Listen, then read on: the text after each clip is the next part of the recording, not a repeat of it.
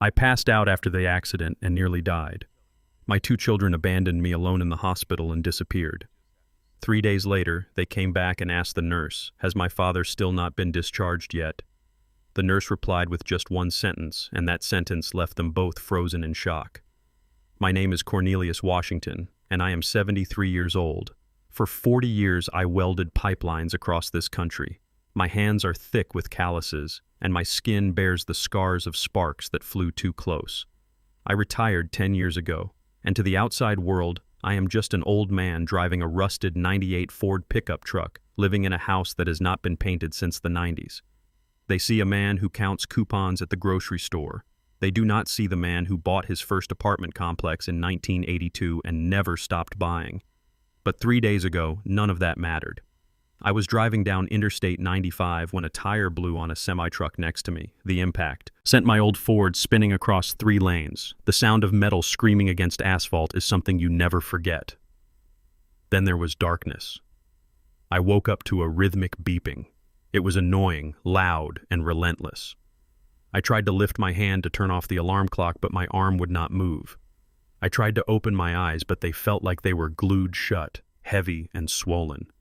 Pain radiated from my chest like someone had parked a bulldozer on my ribs. I was alive, but I was trapped in a body that refused to listen to me. Then I heard the voices. They were familiar voices. Voices. I had paid tuition for voices. I had read bedtime stories to voices. I had bailed out of trouble more times than I could count. But the tone was wrong. There was no worry. There was no love. There was only irritation. He is not waking up. Darius. That was Ashley, my daughter-in-law. She is a woman who smiles with her teeth but never with her eyes. She married my son 5 years ago, and since then Darius has not made a single decision without her permission. Lower your voice, Ashley. He might hear you. That was Darius. My son. The boy who used to cry when he stepped on an ant. Now he sounded terrified, not for me, but of his wife. He cannot hear anything. Look at him. He is out cold. The doctor said. His vitals are weak. This is a waste of time. We should be at the airport in 3 hours. I felt a cold hand touch my wrist. It was not a caress. It felt like someone checking the ripeness of a melon at the market. Look at this place, Ashley hissed. It smells like cheap antiseptic and old people. This is what happens when you do not have good insurance. Darius, your father is going to drain us dry. If he survives this, he is going to need care. He is going to need a nurse. He is going to need a facility. And who do you think is going to pay for that? Not us. We have the mortgage. We have the car payments. We have the trip. The trip. Ah, yes, the annual vacation. They were going to the Caribbean, a luxury resort that cost more than I used to. Make. In a year, I lay there fighting the darkness in my mind, trying to force a groan, trying to say, I am here, I am listening. But my body betrayed me. I was a prisoner in my own skin. Then I heard the heavy footsteps of boots entering the room. A deep voice spoke. Family of Mr. Washington. Yes, we are his children.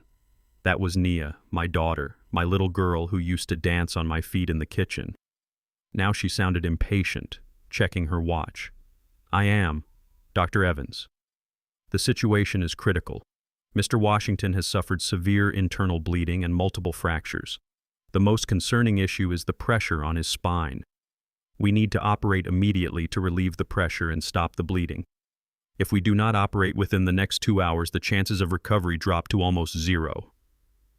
Do it, Darius said quickly. Save him. Hold on. A sharp voice cut through the air. It was Brad, my son-in-law. He is a man who has started 10 businesses and failed 11. He treats Nia like an ATM and me like a nuisance. How much does this operation cost? Doctor, it is a complex procedure. The surgery team, the anesthesia, the post-op care. You are looking at roughly $60,000, potentially more, depending on complications. Does Mr. Washington have comprehensive medical insurance? Silence. The room went so quiet I could hear the air conditioner humming. I knew what they were thinking. I have Medicare basic coverage. I never bought the fancy supplemental plans because I pay for everything in cash. But they did not know that. They thought I was living, check to check. He has basic coverage, Darius mumbled. Then the out-of-pocket costs will be significant, Dr. Evans said. I need a decision now. Every minute counts. I waited. I waited for Darius to say, money is no object. He is my father. I waited for Nia to scream, save him. I don't care about the cost. I waited for the loyalty I had earned with decades of sweat and sacrifice. Instead, I heard Ashley Darius. Baby, listen to me. We do not have $60,000. We just paid the deposit for the house renovation, and we have the trip. We cannot cancel the trip. It is non-refundable. But he is my dad, Darius whispered. He is 73. Darius, 73. He has had a long life. Look at him. He is broken. Even if they operate, he is going to be a vegetable. He will be a burden on us for the rest of his life. Do you want to change his diapers? Do you want to pay for a nursing home for the next 10 years? We are talking about our inheritance. Darius, whatever little money he has left will be gone in a week of hospital bills. Ashley is right, Brad chimed in. Nia, think about it. We are finally getting ahead. If we pay for this, we are back to zero, and for what? To prolong the inevitable. The man drove a truck from the last century. He clearly didn't have much laid by. It is cruel to keep him alive just to suffer. Cruel. They called it cruel to save my life. Dr. Evans spoke again, his voice cold. I need a decision. If you decline the surgery, we can move him to palliative care. We will manage the pain and let nature take its course. But I must warn you, without the surgery, he likely won't last the week. I focused every ounce of my will on my left hand. I just wanted to twitch a finger, to tap the bed rail, to signal that I was there, that I was alive, that I had millions sitting in a trust fund that could buy this entire hospital wing. But the connection between my brain and my hand was severed. The darkness was heavy, pressing down on my chest. What is the quality of life if he survives? Ashley asked. It is hard to say. He might need a wheelchair. He might have cognitive issues. See, she snapped. It is selfish, Darius. It is selfish to keep him alive just so you don't feel guilty. Let him go. Darius let out a long, shaky breath. I felt him step closer to the bed. He leaned down. I could smell his expensive cologne, bought with money he borrowed from me last month. I am sorry. Pop, he whispered. I am so sorry. But Ashley is right. You wouldn't want to be a burden. Wanted to scream. I wanted to roar like a lion. I wanted to tell him that the only burden I ever carried was the weight of his incompetence. But I remained silent, a statue of flesh and bone. We will sign the papers, Nia said. Her voice was flat, emotionless. Put him on palliative care. Make him comfortable. I heard the scratch of a pen on paper. That sound was louder than the car crash. It was the sound of my children signing my death warrant to save money for a vacation. Okay, Dr. Evans said. I will administer a sedative to help with the pain. You can stay and say your goodbyes. We cannot, Ashley said quickly. Our flight leaves in 3 hours. The traffic to the airport is terrible. If we do not leave now, we will miss the check-in. But he is dying, the doctor said, surprised. He is unconscious. He does not know we are here, Brad said. Come on, Nia, grab your bag. Let's go. I heard the rustle of coats, the clicking of heels on the linoleum floor. Goodbye, Pop, Darius said. And then they walked out. They did not hold my hand. They did not kiss my forehead. They turned their backs on the man who had raised them and walked out the door to catch a flight to a tropical paradise, while I lay there waiting to die. The door closed and the silence returned. But this time, it was not empty. It was filled with a cold, burning rage. The monitor beeped faster, reflecting the storm inside me. They thought I was a poor old man who had served his purpose. They thought they could discard me like a used wrapper. But they made a mistake, a fatal mistake. They left me alive. A few minutes later, I felt a gentle hand on my shoulder. It was different from the doctor's clinical touch, different from Ashley's cold assessment. It was warm, human. Mr. Washington, a soft voice said, I know you can hear me. My name is Joy. I am your nurse. Your family has left, but I am not going anywhere. I am going to take care of you. I felt a tear finally break loose from the corner of my eye and roll down my cheek into my ear. It was a hot tear, a tear of sorrow and fury. Joy wiped it away gently. "I know," she whispered. "I heard them too. But you are going to fight. You are going to survive. And when you do, you are going to show them who you really are." She was right, I was. Cornelius Washington. I had built pipelines under the ocean. I had welded steel in freezing temperatures. I had built an empire from nothing without anyone knowing. I was not going to die today, and I was certainly not going to let them enjoy their vacation on my dime. The darkness tried to pull me under again, but this time I did not fight it. I embraced it. I needed to rest. I needed to heal, because when I woke up, there would be a reckoning. My children thought they had signed a death certificate. In reality, they had just signed their own disinheritance papers, and the bill was coming due. The first thing I noticed when I clawed my way back from the darkness was the thirst. It felt like I had swallowed a handful of sand from the desert. The second thing I noticed was the silence. It was not the peaceful silence of a Sunday morning. It was the heavy, suffocating silence of a room where no one is waiting for you. I blinked my eyes open. The fluorescent lights hummed above me, blinking in a rhythm that made my headache worse. I tried to turn my head, but my neck was stiff, encased in a brace. I looked to the left, expecting to see Darius sitting in the chair playing on his phone. I looked to the right, expecting to see Nia, perhaps looking guilty but at least present. There was no one, just an empty plastic chair and the steady beep of the monitor proving I was still alive. Even if my children wished otherwise, I tried to speak, but my voice was a rusted hinge. "Water," I croaked. A curtain shifted and a face appeared. It was not family. It was the nurse, Joy.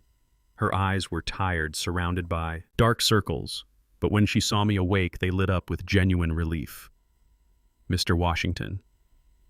She moved quickly, pouring a cup of water with a straw and holding it to my cracked lips. "Take it slow. You have been out for 24 hours. We were worried you wouldn't come back." I drank greedily, the cool liquid soothing the fire in my throat. 24 hours.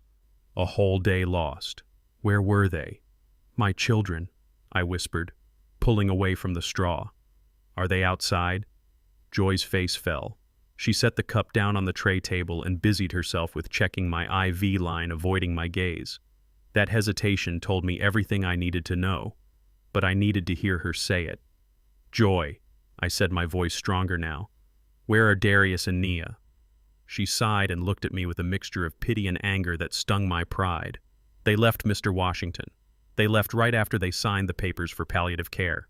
They said they had a flight to catch, a flight, the vacation, the Caribbean resort with the all-inclusive buffet and the white sand beaches. They chose a tan over their father's life. Did they leave a number?" I asked, feeling a cold stone settle in my stomach. "Yes," Joy said. She pulled a sticky note from her pocket. It had a number scrawled on it in Ashley's handwriting. It was labeled "Emergency Only." She dialed it on the room phone and put it on speaker so I could hear. It rang once, twice, 3 times. Then the voicemail picked up. "Hi, you have reached the voicemail of Darius and Ashley. We are currently on island time and sipping Mai Tais, so we are not checking messages. If this is an emergency call, 911. If this is about work, quit and join us. Ciao." The beep that followed was the sound of my heart breaking, but then it hardened. It calcified into something sharp and dangerous. Joy hung up the phone gently. "I am so sorry. Mr. Washington, I have tried calling every hour. No one picks up." I looked at my hands resting on the white sheet. They were scarred, rough hands. Hands that had held welding torches for 16 hours a day in freezing trenches. Hands that had built pipelines across 3 states. Hands that had never asked for a handout. Joy followed my gaze. "You have working hands. Mr. Washington, my father had hands like that. He was a mechanic. Honest work. Honest work," I repeated, bitterness coating my tongue. "Yes, Joy, it was honest work. I was a welder. For 40 years, I woke up at 4 in the morning and came home after dark. I missed dinners, I missed school plays, I missed weekends so I could pick up overtime shifts. Do you know why? She shook her head silently.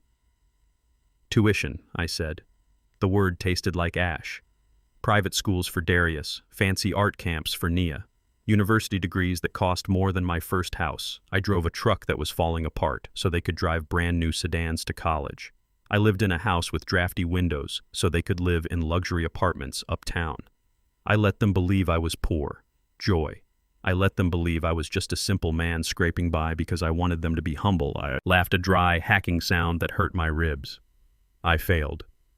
They are not humble. They are vultures waiting for a carcass to pick clean. Joy reached out and touched my arm. Listen to me. Mr. Washington, you are not a carcass. You are a survivor. You fought to stay alive on that table. The doctors gave up on you. Your family gave up on you. But you are still here. That means something. She was right.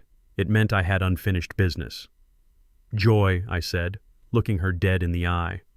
I need you to do me a favor. I need to make a phone call. But not to those ungrateful children. I need to call my lawyer. She hesitated. Mr. Washington, you need to rest. You just woke up. I will rest when I am dead. And as we have established, I am not dead yet. I need your cell phone.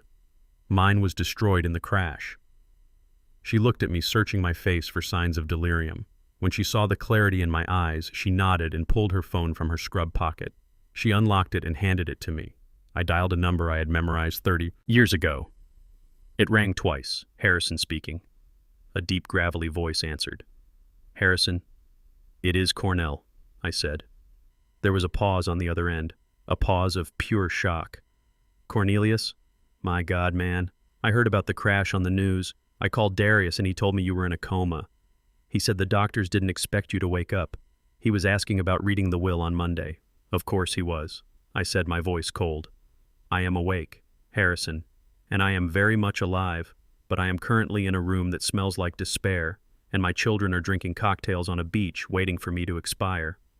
Cornelius, what do you need? Harrison's tone shifted instantly from friend to attorney, sharp and ready for war. I need you to activate Trust Fund Number 4. I said. I heard Joy gasp beside me. She did not know what Trust Fund Number 4 was, but she knew the way I said it carried weight. It was the nuclear option. The fund I had set up in 1985 when I bought my first city block. It was the fund that held the liquid assets, the black card money, the money that could buy this hospital and turn it into a parking lot. Trust Fund 4, Harrison repeated. Are you sure that exposes the primary accounts? It removes the veil. Tear the veil down. Harrison, I am done hiding. I want to be moved. I want the VVIP suite on the top floor, the one with the city view and the private security. I want the best specialists in the state flying in tonight to look at my spine. And Harrison, yes, Cornell, I want total anonymity. My name is not to appear on the registry. Use the shell company name. If my children call looking for me, tell them nothing. If they come here, the security guards are to stop them at the elevator. They think I am a poor, dying old man. Let them think that for a few more days I want them to enjoy their vacation, because when they come back, the locks will be changed. Consider it done, Harrison said. I am leaving the office now. I will be there in 20 minutes with the paperwork. Hang tight, old friend, I handed the phone back to Joy. She was staring at me as if I had just transformed from a toad into a prince, or perhaps a dragon. Trust Fund Number 4, she whispered. Who are you, Mr. Washington? I looked at my calloused hands again, the hands of a welder, the hands of a billionaire. I am the man who pays the bills.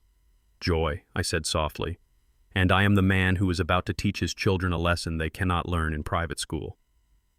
30 minutes later, the doors to my room swung open. It was not a doctor. It was Harrison. He was a tall man, impeccable, in a three-piece charcoal suit carrying a leather briefcase that looked like it cost more than my truck. He walked into that small, dingy room like he owned the place. He looked at me, his eyes scanning the bruises, the neck brace, the tubes. You look like hell. Cornell, he said, his voice thick with emotion.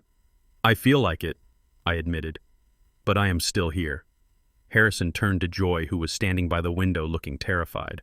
Ma'am, I need to process the transfer for my client immediately. We have a medical transport team waiting in the hallway. We are moving him to the penthouse suite. Joy nodded, speechless. Harrison opened his briefcase and pulled out a stack of files. He laid them on the tray table over my legs.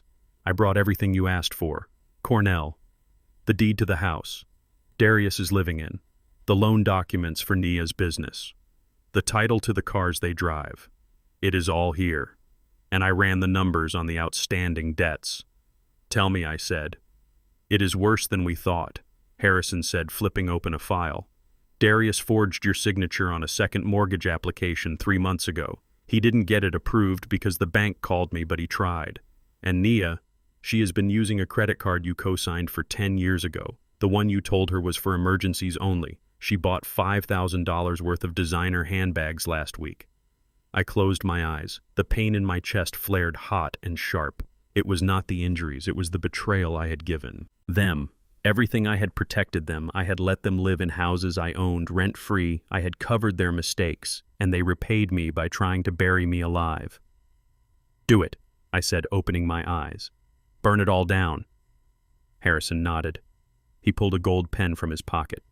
First we move you, then we secure the assets, then we wait for them to return. And Cornell. Yes. Harrison smiled, a smile that was not nice. It was the smile of a shark, sensing blood in the water. I took the liberty of freezing their bank accounts an hour ago. You know, standard procedure when the primary account holder is in critical condition. I looked at Harrison, and for the first time since the accident, I felt a spark of joy. You are a good friend, Harrison. Joy stepped forward. Her shift was ending, but she looked at me with a new determination. Mr. Washington, if you are moving upstairs, I am coming with you. I am not letting some fancy private nurse mess up your IV lines. I saved you once. I am going to make sure you stay saved. I smiled at her. It was weak, but it was real. You are hired. Joy, triple your salary. You answer only to me as the transport team lifted me onto the new stretcher, the expensive one with the memory foam mattress. I looked at the empty chair where Darius should have been. I looked at the corner where Nia should have been crying.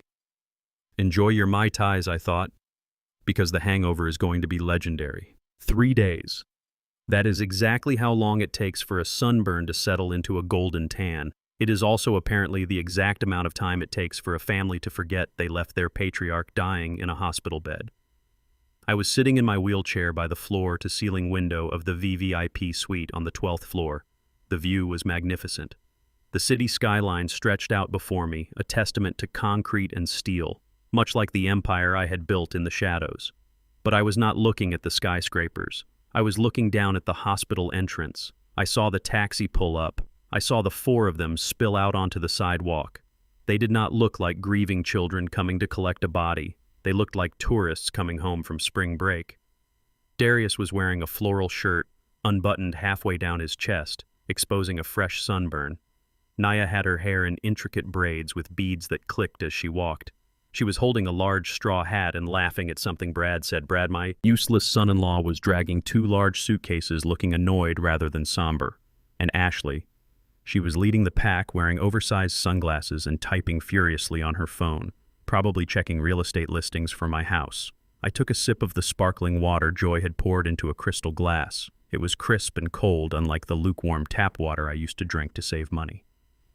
They are here, I said into the intercom on my armrest. Harrison, who was sitting on the leather sofa reviewing a stack of documents, looked up. Showtime. Down in the lobby, the scene played out exactly as I had anticipated. I could not hear them from up here, but Joy had left her phone on the front desk counter with the line open connected to the speaker in my suite. I heard everything. The sliding doors whooshed open. I heard the click-clack of Ashley's heels approaching the nurse's station. This was not the general admission desk. This was the station for the ICU ward where they had left me to rot. Excuse me. Ashley's voice cut through the quiet hum of the hospital.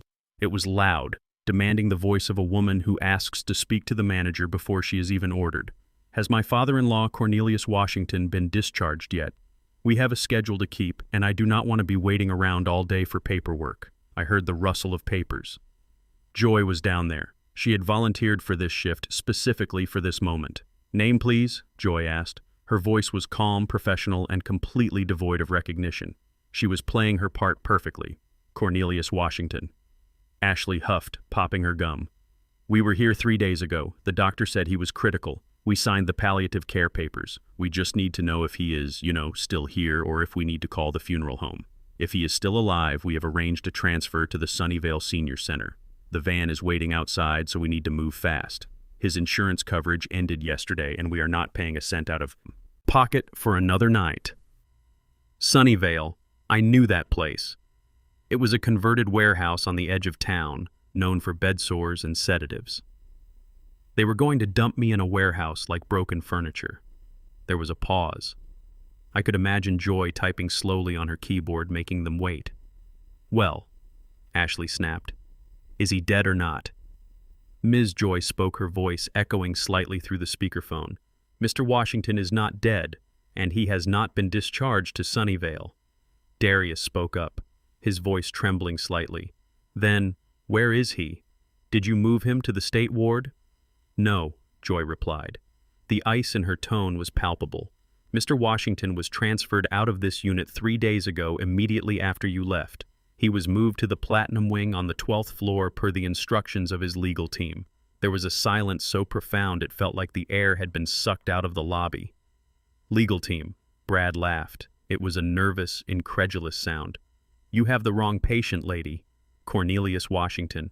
He is an old welder drives a truck that smells like grease. He does not have a legal team. He probably does not even have a will. I assure you I have the correct patient," Joy said coldly.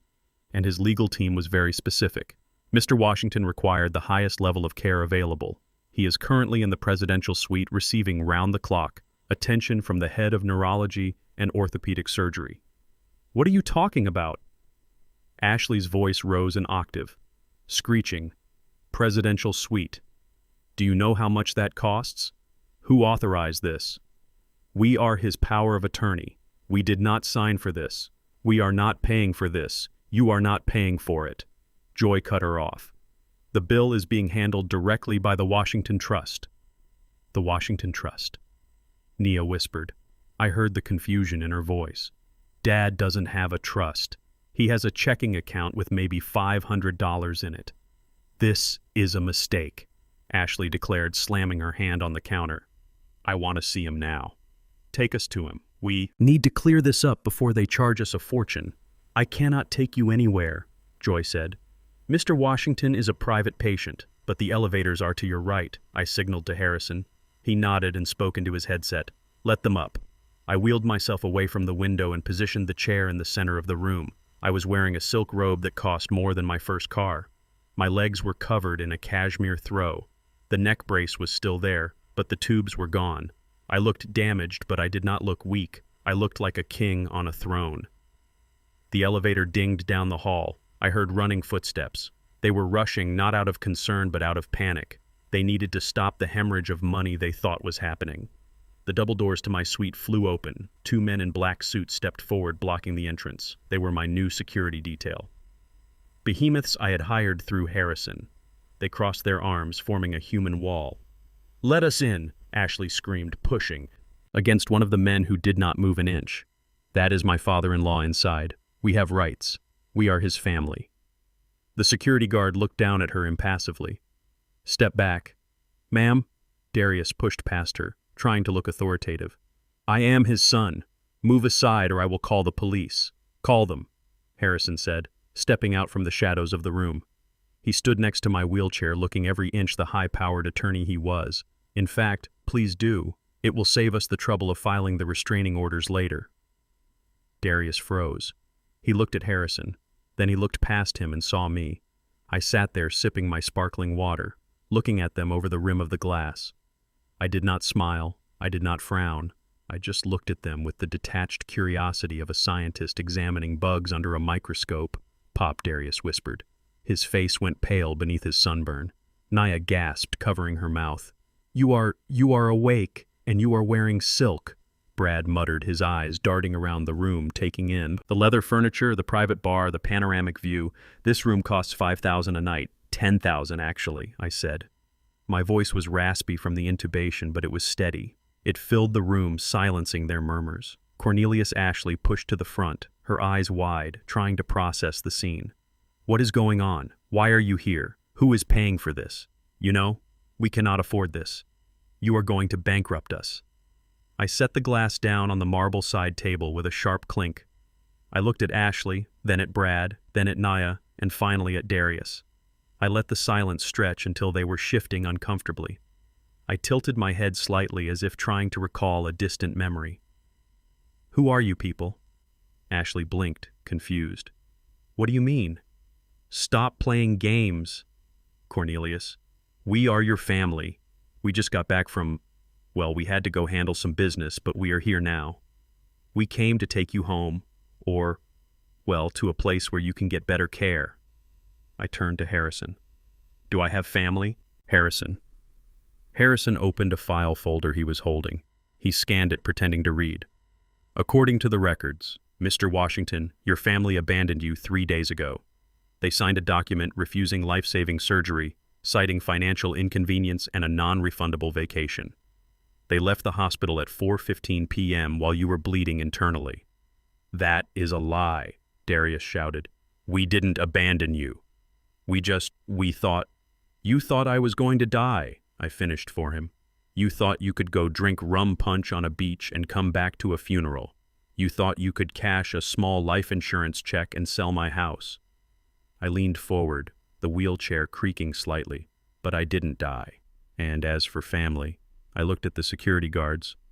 "Gentlemen, do you see any family here?" The guard on the left shook his head. "No, sir, just intruders." Ashley's face turned a shade of red. I had never seen before. She pointed a manicured finger at me. "Listen to me, old man, I don't know where you got this money. Maybe you took out a loan, maybe you stole it, but you are making a mistake. We are the only ones who care about you." "You need us," I laughed. It was a dry, harsh sound. "I need you, like a dog needs ticks," I said. Ashley recoiled as if I had slapped her. "Get out," I said softly. "But, Pop."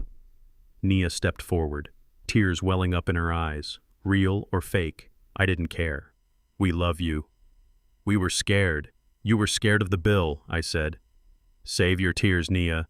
They do not work on me anymore. Not after I heard you negotiate the price of my life against a plane ticket."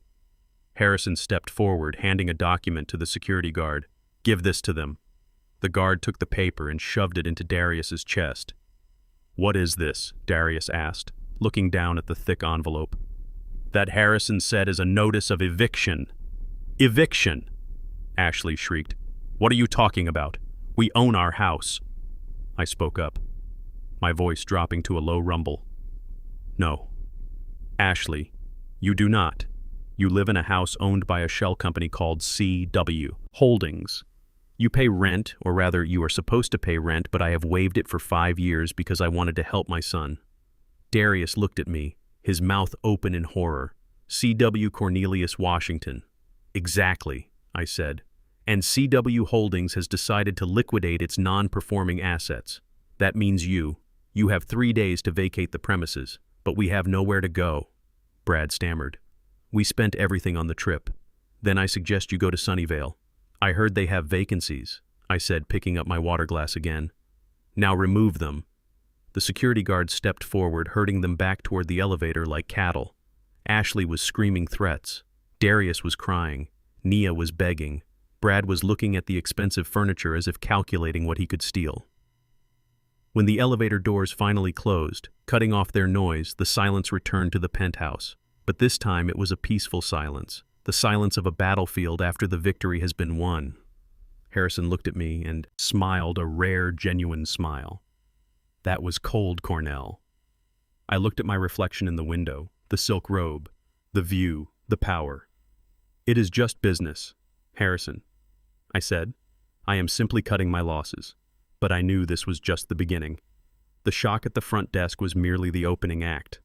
The real show, the dismantling of their lives piece by piece, was about to begin, and I was going to enjoy every minute of it. The silence in the penthouse did not last long.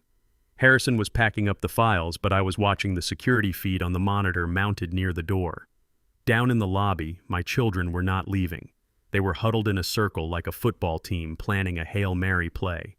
Only instead of a ball, they were trying to figure out how to catch a falling bag of money. I saw Ashley gripping Darius by the collar of his floral shirt. Her face was twisted, not with shame, but with greed. She was pointing up at the ceiling at me, at the realization that the broke old welder was actually the bank. The eviction notice Harrison had served them was not a deterrent. It was blood in the water. I told Harrison to get the car ready. I was checking out, not to go to a hotel, but to go back to the scene of the crime. I needed to see my house, not the house I lived in, but the house I let Darius live in. The house that legally belonged to CW Holdings. The house they had turned into a den of lies. Harrison looked at me with concern in his gray eyes. Cornell, you do not need to do this. You can stay at the Ritz. We can handle the eviction remotely. No, I said, buttoning the silk shirt Joy had bought for me. I need to see it, Harrison. I need to see what they have done with my things. I need to see how deep the rot goes. Besides, if I disappear now, they will lawyer up. I need them to think they still have a chance. I need them to think I am a confused old man who just happens to have a lot of money. We went down in the private elevator. When the doors opened in the lobby, they were waiting. It was a masterclass in acting. Darius had wiped his face and buttoned his shirt. Ashley had put on a pair of sensible flats she must have had in her bag, trying to look like a humble housewife. Nia was holding a tissue, dabbing at dry eyes. Brad was pacing, looking at his phone. When they saw me in the wheelchair flanked by security and Harrison, they surged forward. But this time, it was not with demands, it was with a sickening wave. Of affection, Pop Darius cried out, rushing over but stopping short of the security guard. Oh, thank God you came down. We were so worried. We didn't want to leave, but we were confused. I looked at him. I looked at the son I had taught to throw a baseball, and I saw a stranger. Confused, I asked. My voice was low. Dangerous. Yes. Ashley stepped in, her voice dripping with syrup. Cornelius, we were in shock. The accident, seeing you like that, it traumatized us. We weren't thinking clearly. We thought you would want us to try and live our lives to not be sad. And then when we got to the airport, Brad realized he lost the bag with all our phones. I looked at Brad. He nodded vigorously, his eyes shifting left and right. That is right, Cornelius. Terrible luck. The airline lost our luggage. All our phones were in the checked bag. We couldn't call anyone. We didn't know you woke up. We didn't know anything until we got back today and came straight here to pay the bill. It was such a lazy lie a child would tell. About homework. Who puts all their phones in a checked bag? But I didn't call him out. I just nodded slowly, letting my head loll to the side a little, feigning the weakness they expected. So you didn't abandon me? I asked. Playing the fool? Never, Nia sobbed, reaching for my hand. The guard let her take it. Her hand was cold and clammy. Never. Daddy, we love you. We just want you to come home. Home, Ashley said, brightening up exactly. Cornelius, you shouldn't be in a hotel or a hospital. You should be with family. We have a room ready for you. We set it up perfectly right next to the garden. It is quiet and peaceful. We will take care of you. We will cook for you. We will make sure you recover. I knew exactly which room she was talking about. The basement. The unfinished storage room next to the boiler. They were trying to stick me in the cellar like a bottle of wine while they figured out how to get my signature on a check. Harrison cleared his throat. Mr. Washington has accommodations arranged. No, I cut him off. Raising a trembling hand, I want to go home. I want to be with my family. Harrison looked at me sharply, but he saw the glint in my eye. He knew what I was doing. I was walking into the trap willingly because I was the one holding the trigger. Ashley's face lit up with a predatory triumph. She clapped her hands. Oh, Cornelius, you won't regret it. We will get the car. No need, I said. Harrison will drive me. You can follow us. The ride to the suburbs was quiet. Harrison drove his black SUV with the smooth precision of a man who charges $500 an hour. I sat in the back watching the city fade into manicured lawns and white picket fences. This was the neighborhood I had moved Darius into 5 years ago, telling him I was renting the house from a friend for cheap so he could save money. He never saved a dime. When we pulled into the driveway, I felt a physical blow to my chest. The lawn was overgrown. The hedges were untrimmed. There was a luxury SUV parked in the driveway, a Range Rover that cost more than Darius made in 2 years. It was covered in dust, proving they hadn't driven it to the airport. They had taken a cab to save on parking. My house. My investment looked like a frat house after a party. Darius and Ashley pulled up behind us. They jumped out, rushing to open my door, pushing Harrison aside. "Welcome home, Pop," Darius said, smiling. I wheeled myself up the ramp I had installed years ago for Beatrice when her knees started to go. The front door opened and the smell hit me. It was not the smell of home cooking, it was the smell of stale pizza, expensive perfume, and neglect. Ashley bustled around, kicking shoes under the sofa and straightening pillows. "Sorry about the mess." Cornelius, we were rushing to pack for the trip we never got to take. I rolled into the living room. The furniture I had bought them, sturdy oak tables and leather sofas, was gone, replaced by trendy, flimsy white furniture that looked like it would break if I sneezed. There were boxes everywhere, Amazon packages, mostly unopened. "Where is my room?" I asked. Darius looked at Ashley. She gave him a sharp nod.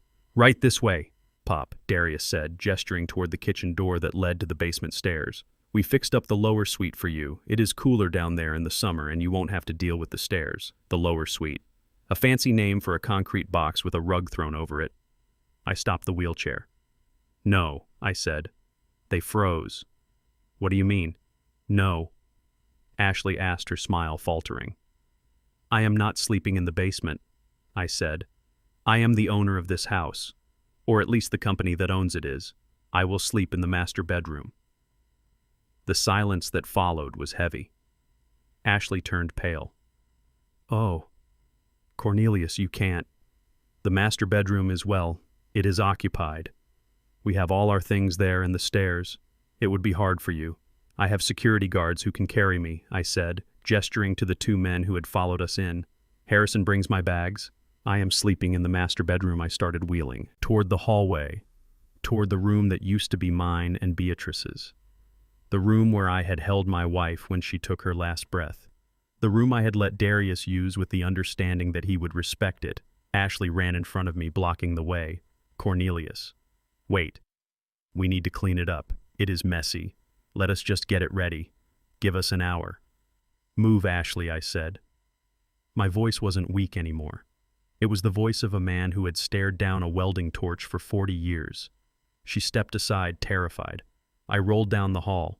The walls were covered in photos of them. Darius and Ashley on boats. Darius and Ashley at parties. Not a single photo of me. Not a single photo of Beatrice. It was as if we had never existed. I reached the double doors of the master bedroom. I pushed them open. The air left my lungs. It was not a bedroom anymore. The beautiful mahogany bed frame I had hand-carved for Beatrice was gone. The dresser where she kept her jewelry was gone. The room was painted a blinding stark white. In the center of the room stood a ring light, a tripod, and a table covered in cheap jewelry and makeup. Boxes of inventory were stacked against the walls, floor to ceiling. Ashley had turned my sanctuary into a studio for her failed influencer career. She was selling cheap knockoff cosmetics online from the room where my wife died. I stared at the ring light, at the pink neon sign on the wall that said, "Boss Babe." I felt a rage so hot it almost blinded me. They had erased us. They had gutted the heart of this house and filled it with plastic. "Where is the bed?" I asked, my voice barely a whisper. "We sold it," Ashley said quickly, coming up behind me. "It was old Cornelius. It was heavy and outdated.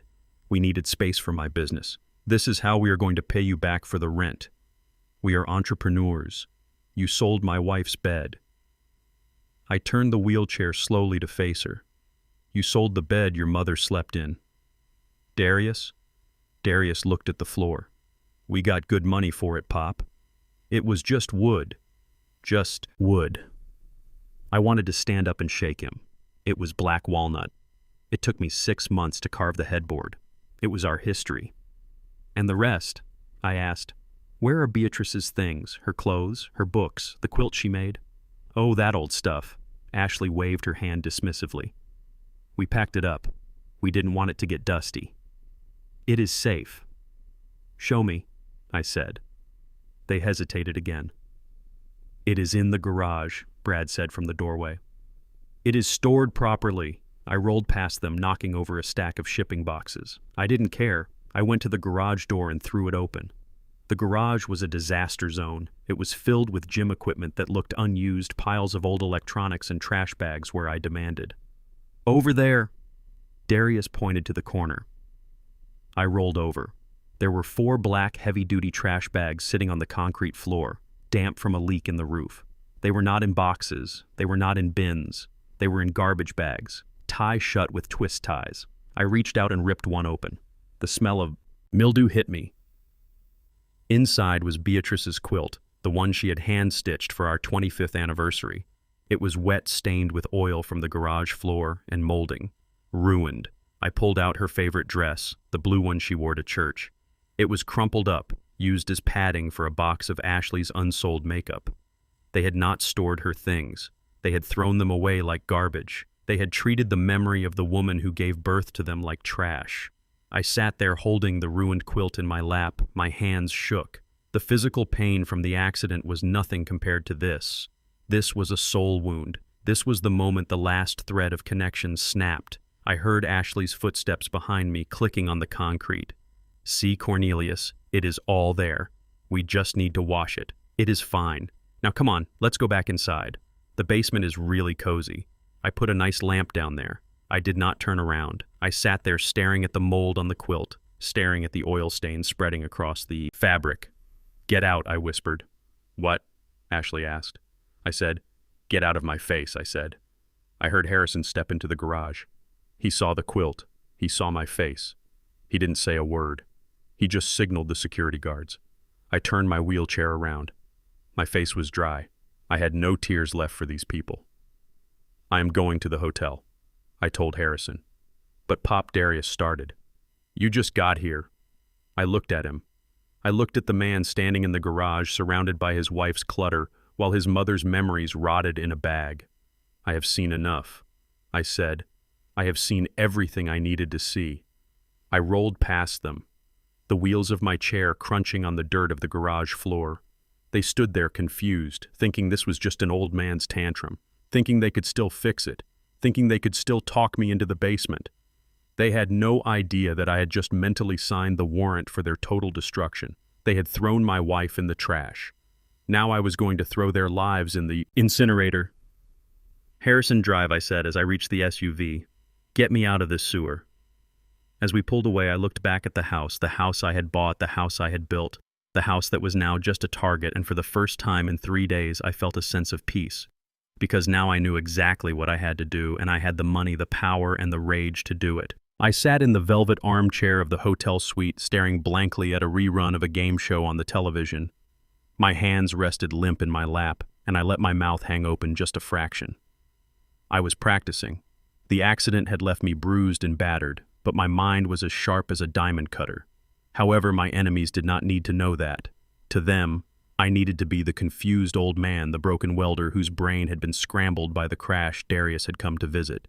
He called it a visit, but it was really a surveillance mission. He wanted to see if I was lucid enough to change a will or foolish enough to sign a check. He sat on the sofa opposite me, scrolling through his phone, his leg bouncing with a nervous energy that vibrated through the floorboards. Pop, he said loudly as if I were deaf. Do you remember where you put your checkbook, the blue one? You need to pay the electric bill at the house. I blinked slowly, turning my head to look at him with a vacant expression. Checkbook, I mumbled. Slurping a little. Electricity.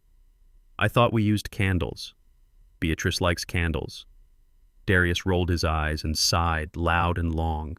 It was the sound of a man burdened by an unwanted obligation.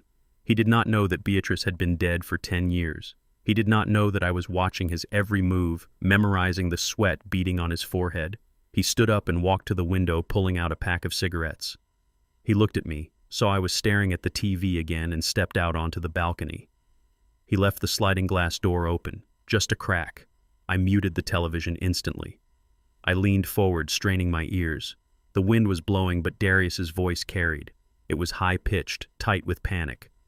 Listen to me, he hissed into his phone. I told you I'm good for it. The old man is vegetable soup. His brain is gone. I just need a few more days to get power of attorney. Once I have that, I can liquidate his accounts. There was a pause. Darius listened to whoever was on the other end, and his face went from pale to gray. No, do not come to the house, he pleaded, his voice cracking. I already signed the papers. I forged his signature on the deed transfer and used the house as collateral. The loan officer is a friend. He pushed it through without a notary. The money is coming. 200,000 plus interest. I promise. Just do not hurt me, $200,000. My son had not just borrowed a cup of sugar, he had gambled away a fortune, and to pay it back he had forged my name to sell the house my company owned. He had committed a felony to cover a vice. I sat back in the chair, my heart hammering against my ribs, not from fear, but from a cold, dark realization. Darius was not just greedy, he was desperate, and desperate men are dangerous, but they are also careless. He ended the call and leaned against the railing, shaking. He looked like a man standing on a trapdoor waiting for the lever to be pulled. I reached for the burner phone Harrison had given me. It was tucked under the cushion of my chair. I texted Harrison one simple command. Run a credit check on Darius. Find out who holds his gambling debt. Buy it. I put the phone away just as Darius came back inside. He smelled of tobacco and fear. Who were you talking to, son? I asked, my voice trembling just enough. No one. Pop, just work, Darius said, wiping his forehead. Business deals, big stuff.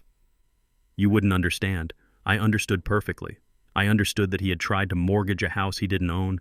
I understood that he was in debt to people who broke kneecaps for a living. And I understood that I was about to become the most dangerous person in his life because I was about to become his creditor.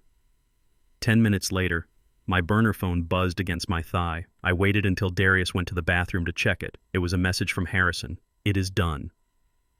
The debt was held by a shadow lender in Atlantic City. They were happy to sell for 80 cents on the dollar cash immediate transfer. CW Holdings now owns the debt of Darius. Washington amount.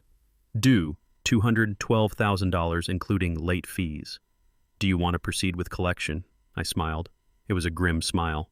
CW Holdings. My company. Most people thought I just welded pipes. But in the 80s, when the oil bust happened, I started buying bad debt from banks. Pennies on the dollar. I bought foreclosed apartment complexes. I bought commercial loans. I built a machine that turned other people's failures into my fortune. And now that machine was turning its gears toward my own son. I texted back. Execute immediate demand for payment or seizure of assets. I deleted the message and went back to staring at the wall. When Darius came out of the bathroom, he looked slightly better. He had splashed water on his face. He thought he had bought time. He thought he could manipulate his senile father into signing away the rights to the accounts before the sharks came for him. Pop, listen, he said, sitting on the edge of the coffee table close to me. I was thinking, since you are not feeling well, maybe we should simplify things. I can handle the bills for you. I just need you to sign a little paper. It is just for the bank so I can buy your groceries. He pulled a document from his jacket pocket. It was a power of attorney, granting him full access to everything. I looked at the pen he offered me. I looked at his shaking hand. I don't know, Darius, I whispered. Beatrice said I shouldn't sign anything without her. Darius clenched his jaw. Beatrice is dead. Pop, she has been dead for years. You need to trust me. I am your son. I am trying to save you. Save me. The irony was so thick I could taste it. He was trying to use me as a human shield against his own mistakes. Before I could answer, his phone chimed. It was a loud, aggressive ping indicating a priority email. Darius frowned. He pulled his phone out of his pocket annoyedly, probably thinking it was a bill collector he could ignore. He looked at the screen. I watched his eyes. They went wide. The color drained from his face so fast, he looked like he might faint. The phone slipped from his fingers and landed on the thick carpet with a soft thud. What is it, son? I asked, feigning innocence. Bad news. He did not answer. He picked up the phone, his hands trembling so violently he could barely unlock the screen. He read it again, his lips moving silently. It was the notification from CW Holdings. It was a formal legal notice stating that his debt had been purchased by a private equity firm and that due to the fraudulent nature of the collateral, the forged deed regarding the house, the full amount was due immediately. Failure to pay within 24 hours would result in the seizure of all personal assets and the filing of criminal fraud charges with the district attorney. No, Darius whispered. No, this is not possible. Who is CW Holdings? He looked up at me, wild panic in his eyes. Pop, I have to go. I have an emergency. What kind of emergency? Darius, did you lose your checkbook? He ignored me. He was already dialing a number, pacing the room frantically. Hello. Yes, I just got an email. This is a mistake. I have an arrangement with Vinny. Who are you? You bought the debt. What does that mean? No, no, you cannot demand it all now. I don't have it. I listened to him beg. I listened to him cry. I watched him unravel. The voice on the other end, which I knew was Harrison, using a voice modulator, told him the facts. The grace period was over. The fraud had been detected. The police were an option, or he could pay. But I don't have it, Darius screamed, throwing a vase across the room. It shattered against the wall. Then we will take everything, the voice said, your car, your accounts, and we will garnish your wages for the rest of your life. Darius sank onto the sofa, burying his face in his hands. He was sobbing now, the ugly, desperate sobs of a man who realizes the walls are closing in. I sat there in my wheelchair watching him. I felt a flicker of the old fatherly instinct, the desire to comfort him, to write a check and make the bad men go away. But then I remembered the conversation in the hospital room.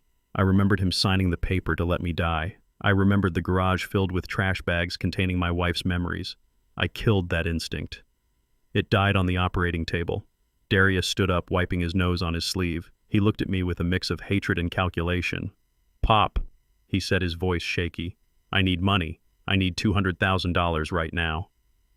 I blinked at him slowly. 200,000. That is a lot of money, Darius. I think I have $20 in my wallet. "Stop it," he screamed, grabbing the lapels of my silk robe. "Stop pretending I know you have money. You are in a $10,000 a night suite. You have security guards. Where is it? Where is the money hidden?" I looked him in the eye, letting a tiny bit of the steel show through. "I spent it," I said simply. "I spent it all on this room, and on the doctors." "It is gone, Darius." He shoved me back into the chair. "You useless old man," he spat. "You are going to ruin me." He turned and ran out of the room, slamming the door so hard the pictures on the walls rattled. I smoothed out the lapels of my robe. I picked up the remote and unmuted the television. The game show was still on. Someone had just won a new car. The audience was cheering. I picked up my burner phone and texted Harrison again. "He is leaving the hotel. Have him followed. He is going to go to Ashley next. They will try to find something else to sell. Watch them." I sat back and closed my eyes. Darius had received the first blow, but he didn't know who had thrown the punch. He thought he was fighting a faceless corporation. He had no idea the enemy was the old man sitting in the wheelchair, asking about his dead wife. The house of cards was falling, and I was the wind. I sat in the dark of the hotel suite, the glow of the laptop screen illuminating my face, making the lines of age and exhaustion look deeper than they were. Harrison was asleep on the sofa, his tie loosened, but I could not sleep. I was watching a reality show, but it was not on cable. It was a live stream from the living room of my own house. When I had visited the house earlier that day, the sewer, as I called it, I had not just gone to inspect the damage I had left, something behind. While Ashley was busy, fake crying over the lack of furniture, and Darius was staring at his shoes. One of my security guards had slipped a tiny high-definition camera behind the ventilation grate in the living room and another one on top of the kitchen cabinets. It was illegal in some states, but in the state of war, everything is permissible. On the screen, Ashley was pacing. She was wearing a silk robe that she had bought with my money, and she was drinking wine that I had probably paid for. She looked like a trapped rat, darting glances at the front door as if expecting the repo men to burst in at any second. The front door opened and Brad walked in. He did not knock. He just walked in like he paid the mortgage. My son-in-law. The man who had convinced my daughter Nia to invest her savings in a crypto scheme that went to zero. "Did you talk to Darius?" Ashley hissed, not even offering him a greeting. Brad shook his head. "He is gone." "Ash." He took the Range Rover and drove off. "He said he is going to try and find a high-stakes poker game to win the money back. He is losing it." Ashley threw her wine glass into the sink. It shattered. "He is an idiot," she screamed. "We need $200,000 by tomorrow or they are going to seize everything," the notice said. Immediate seizure. "Brad, do you know what that means? It means I am going to be homeless. It means I am going to be poor." I watched her melt down with a cold detachment. She was not worried about her husband. She was worried about her status. "So what do we do?" Brad asked, leaning against the counter, raiding the fridge. "We can't get a loan. Not with your credit score tanked and Darius technically unemployed." We need to sell something, Ashley said. Her eyes darted around the room, scanning for value. We sold the furniture. We sold the electronics. What is left? There is nothing left, Brad said, chewing on a slice of ham. Unless you want to sell your clothes. Ashley stopped pacing. She looked up at the ceiling toward the attic pull-down cord in the hallway. Not nothing, she whispered. There is one thing left. The box. I leaned closer to the laptop screen. The box. She was talking about my lockbox, the fireproof safe I kept hidden under the floorboards in the attic closet. It contained the only things I had kept from my father, a collection of vintage watches, pocket watches mostly, and a few early wristwatches from the 20s and 30s. They were not flashy, they were rusted in places and the leather straps were cracked, but to a collector they were history. To me, they were the memory of the first black man in my family to own something of value. But Pop said those were just junk, Brad said. He said they were broken. Of course he said that. Ashley snapped, walking into the hallway and pulling down the attic stairs. He is a liar, Brad. He is a senile old liar who has been holding out on us. Think about it. He has this secret trust fund, right? He has millions, apparently. So why would he keep a box of junk unless it wasn't junk? Unless it was worth something? I watched them climb into the attic. The camera angle changed to the hallway feed. I had covered all the bases. They came down 5 minutes later. Ashley was covered in dust, holding the metal box like it was the Holy Grail. She carried it to the kitchen island and grabbed a screwdriver from the junk drawer. Pop open, she grunted, prying at the lock. It gave way with a snap. She dumped the contents onto the counter. 12 watches spilled out. Some gold, some silver, some gunmetal. They look old, Brad said, picking one up. It doesn't even tick. It is vintage, you moron, Ashley said, pulling out her phone, taking a picture and running a reverse image search. Look at this one, Patek Philippe, 1924. It is worth $20,000 just for parts. This one, Vacheron Constantin, $15,000. This is it, Brad. This is the jackpot. I felt a surge of nausea watching her handle my father's watches with her greedy hands. She was calculating the price of my heritage. We can take them to the fence downtown. The guy who buys jewelry. No questions asked, Ashley said, stuffing them into her purse. We can get maybe 50, 60,000 tonight. It won't cover the whole debt, but it will buy us time. It will get the wolves off our back, but they are his, Brad said, hesitating for a split second. What if he notices? He won't notice, Ashley spat. And then she said something that made the blood freeze in my veins, something that stripped away the last layer of my restraint. The old man is brain dead, Brad. Even if he is awake, he is just a lucky idiot. He probably found these in a pawn shop 50 years ago or won a lottery ticket. He forgot to cash. He is just a welder. He smells like oil and grease and cheap tobacco. He does not know the value of these things. He does not deserve them. She paused, looking at the empty box with a sneer. Honestly, taking these is just compensation. It is payment for the 5 years I have had to deal with him, for the years I had to pretend to like his cooking, for the years I had to hug him and smell that working-class stench. It is reparations, Brad. For me, for having to lower myself to marry into this family. I sat in the hotel suite and I felt the tears come. Not tears of sadness, but tears of rage. She did not just hate me because I was old or because I was in the way. She hated me because of who I was. She hated my history. She hated my hands. She hated the oil that had paid for her lifestyle. She saw herself as superior because she had never had to work a day in her life while I had built a legacy from the mud. She thought I was beneath her. I picked up the phone. Harrison was next to me, awake now, watching the screen with a look of pure disgust. "Call the police," I said. My voice was steady, deadly calm. Harrison nodded, already dialing. "I want to report a burglary in progress."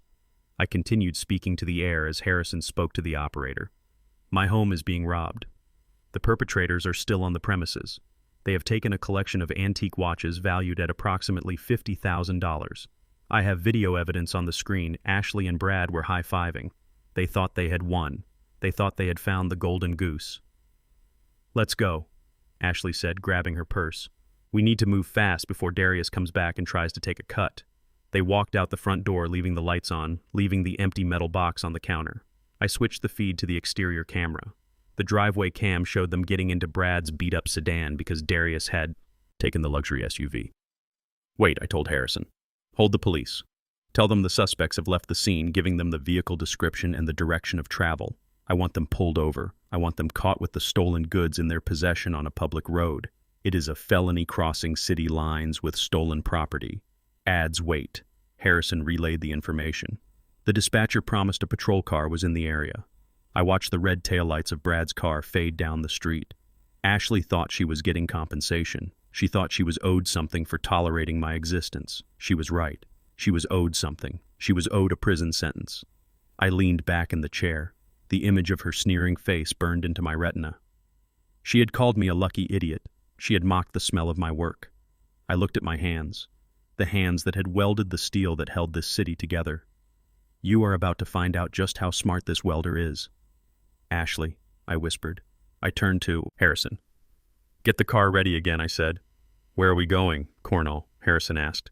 "We are going to the police station," I said. "I want to be there when they bring them in. I want to look her in the eye when they empty her purse, and I want her to know exactly who sent the cops." Harrison smiled. It was a shark smile. "It will be a long night, Cornell." I checked my watch. A new Rolex I had bought yesterday just because I could. "I have time." I said. "I have all the time in the world." The atmosphere in this house was thick enough to choke on. It was the smell of pure, unadulterated panic. Darius and Ashley were cornered rats. The notice of debt seizure from CW Holdings was hanging over their heads like a guillotine, and the police report I had filed regarding the stolen watches was a ticking time bomb. They had managed to evade immediate arrest because Brad had taken the fall, claiming he found the watches in the trash, but everyone knew it was a temporary reprieve. They needed a solution, and they needed it tonight. I sat in the wheelchair in the living room, staring at the wall, drooling just a little bit. It was a humiliating performance, but necessary. I had to look like a man whose brain had finally short-circuited from the trauma of the accident. I had to look like a man who could not possibly be responsible for his own decisions, let alone the CEO of a holding company. The front door opened and Ashley walked in, followed by Darius and a man I recognized all too well. It was Dr. Evans. The same doctor from the hospital who had been so willing to let me die because my insurance was basic. Now he was here making a house call at 10 o'clock at night wearing a suit that looked expensive, but fit him poorly. "He is worse," Dr. Ashley said, her voice trembling with fake concern. "He is seeing things. He doesn't know where he is.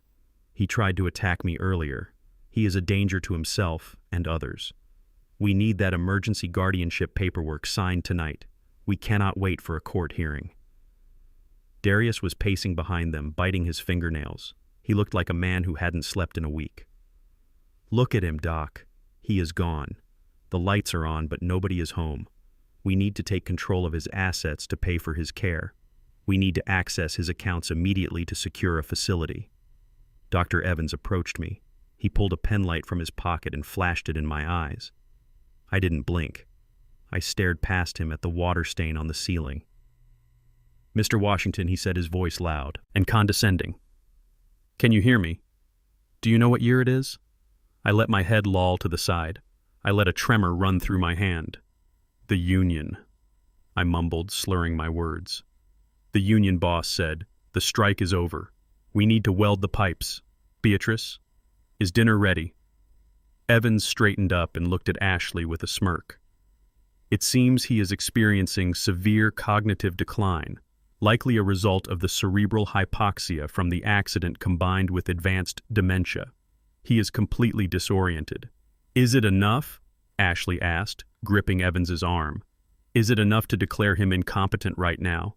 Evans nodded, pulling a stack of legal documents from his briefcase. "I can sign the affidavit stating he lacks the capacity to manage his affairs. With my signature and the notarized witness statement from you two, you can file for emergency temporary guardianship first thing in the morning. It will freeze his ability to act legally. It will nullify any police reports he tries to file because he is mentally unstable." This was their play. They wanted to strip me of my rights. They wanted to make me a non-person in the eyes of the law so they could loot the trust fund Harrison had set up.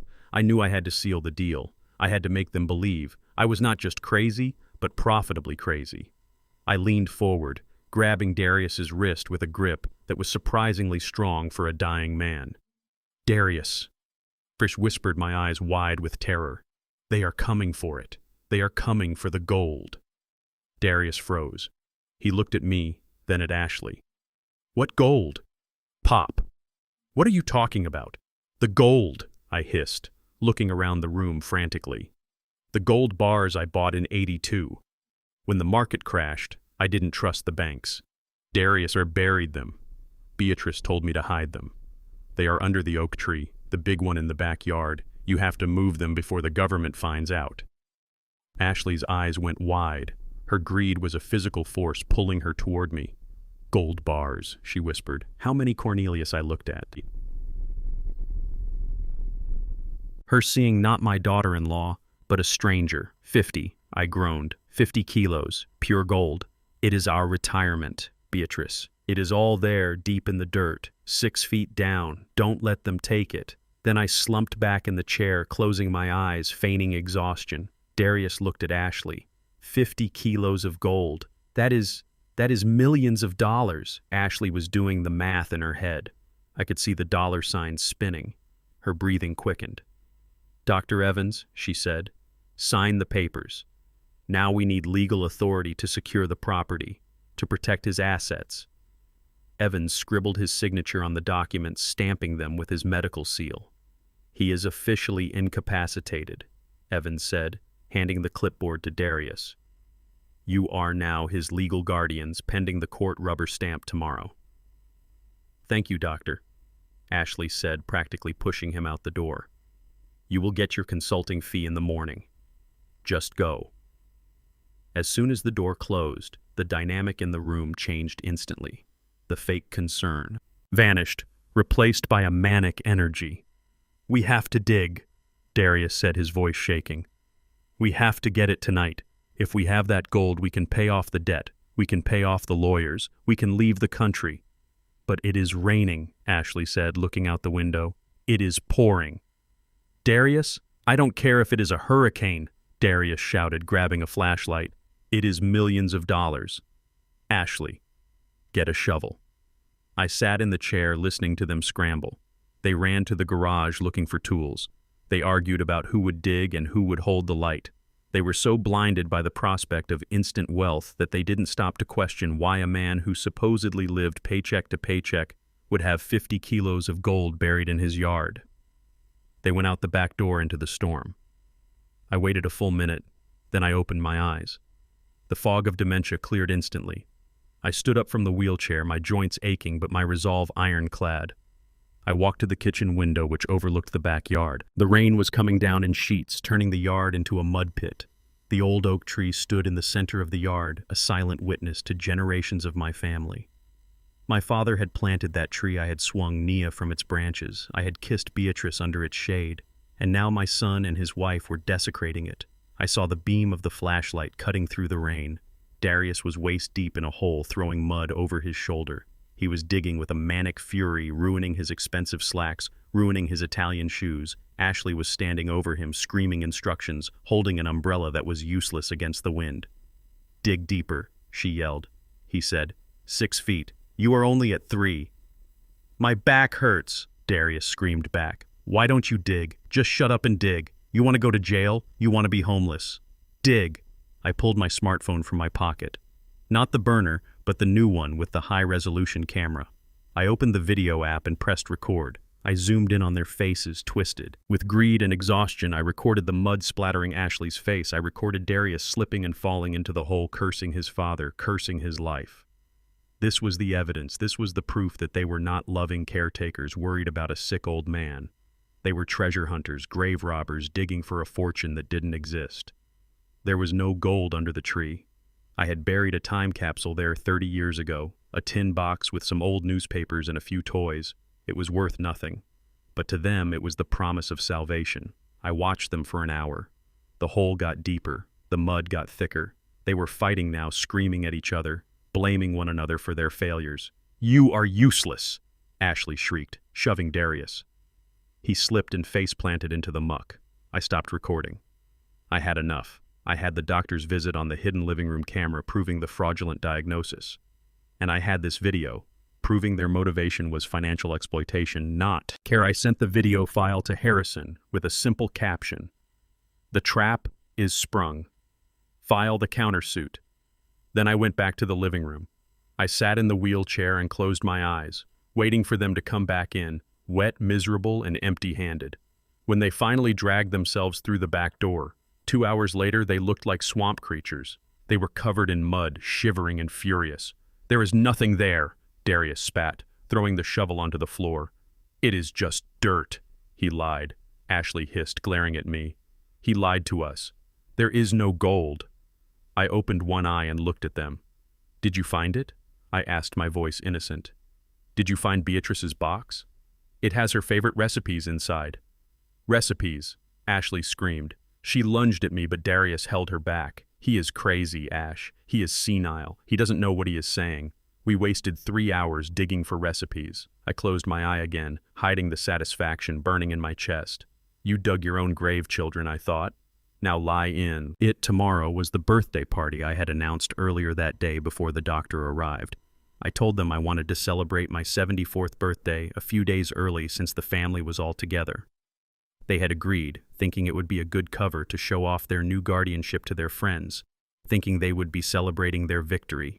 They didn't know it was going to be a retirement party, a retirement from their inheritance. "Go clean up," I mumbled sleepily. "We have a big day tomorrow." They stomped upstairs, leaving trails of mud on the carpet, leaving the smell of failure in the air. I smiled in the dark. "Keep digging," I whispered. "You haven't hit rock bottom yet." The morning after the great gold rush in the mud, I sat at the kitchen table eating a piece of dry toast. The house was quiet, the kind of quiet that comes after a storm. Darius and Ashley were sleeping off their exhaustion and humiliation, dreaming of wealth that did not exist. I took a sip of black coffee and waited. When they finally shuffled into the kitchen around noon, they looked like ghosts, bruised, battered, and covered in scratches from the rose bushes they had destroyed in their frenzy. They stopped when they saw me. I was smiling. "Good morning," I said, my voice raspy and weak. "I had a dream last night." Ashley poured herself a glass of water, ignoring me, but Darius looked up.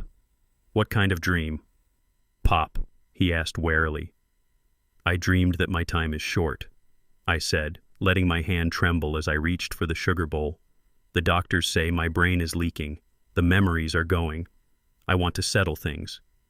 "Darius, I want to give you what is yours before I forget who you are." Ashley spun around so fast. She spilled water on her silk pajamas. Her eyes lit up the greed overriding the fatigue. "What do you mean, Cornelius?" she asked, stepping closer. "I mean, I want to have a party." I said, "A birthday party tomorrow. I turn 74. I want to celebrate one last time. And at the party, I want to read my will. I want to sign over the trust to you publicly, so there is no confusion later." The air in the room changed instantly. The tension evaporated, replaced by a manic electric hope. They looked at each other, and I could see the silent conversation passing between them. They thought they had won. They thought the pressure, the medical fraud, the digging, it had all worked. They thought they had broken me. "A party," Ashley said, a slow smile spreading across her face.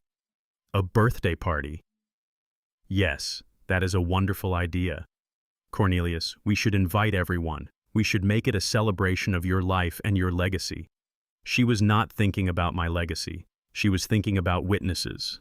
She wanted a public spectacle, where I would hand over the keys to the kingdom so that later I could not take them back. "We will need to organize it quickly," she said, pulling out her phone, getting that general of the army look in her eyes. "We need catering. We need a tent for the backyard to cover the mud. We need music. I will call my friends from the club. We need to show them that the Washington family is doing well, but we don't have any money," Darius whispered, grabbing her arm. "Ash, the accounts are frozen. Remember?" Ashley hissed at him. "Don't be stupid, Darius. This is it. He is signing it over tomorrow. We can borrow against the inheritance. Brad knows a guy who does short-term loans with high interest. We just need cash for 24 hours. Get the money."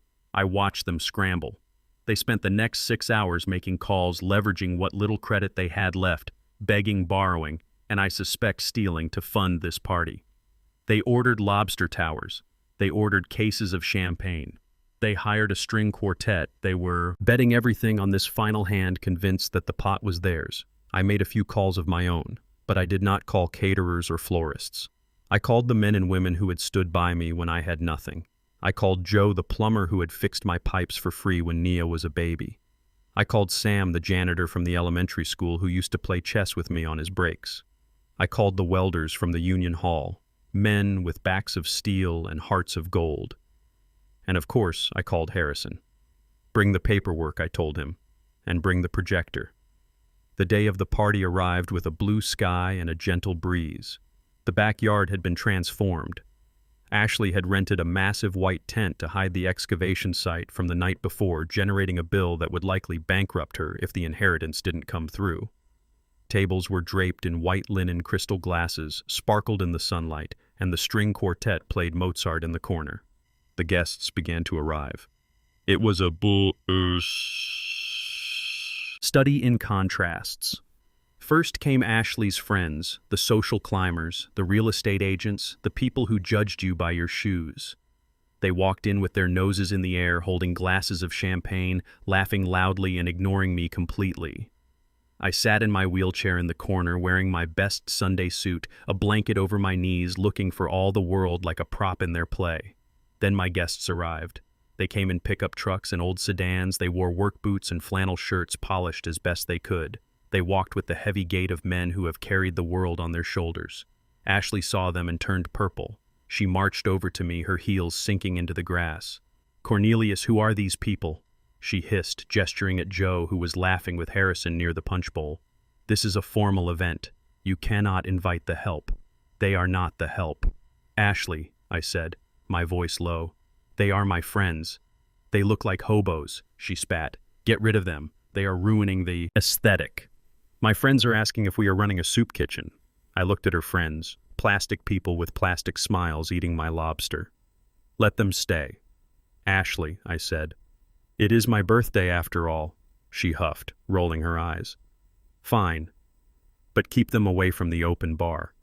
I don't want them drinking the good stuff." She stomped away to greet a local councilman she was trying to impress. I watched my friends mingle. They were uncomfortable at first. But Harrison, bless him, bridged the gap. He introduced Joe to a banker. He introduced Sam to a lawyer. He made sure they were treated with respect. Darius and Nia were circling the room like sharks. Darius looked nervous, sweating through his suit. Nia was drunk already, laughing too loud, trying to pretend her life wasn't falling apart. Brad was at the buffet, stuffing shrimp into his pockets, probably to sell later. The sun began to set, casting long shadows across the tent. The string quartet finished their set, and a hush fell over the crowd. It was time. Ashley took the microphone, tapping it to get attention. "Excuse me, everyone," she said, beaming her face a mask of adoration.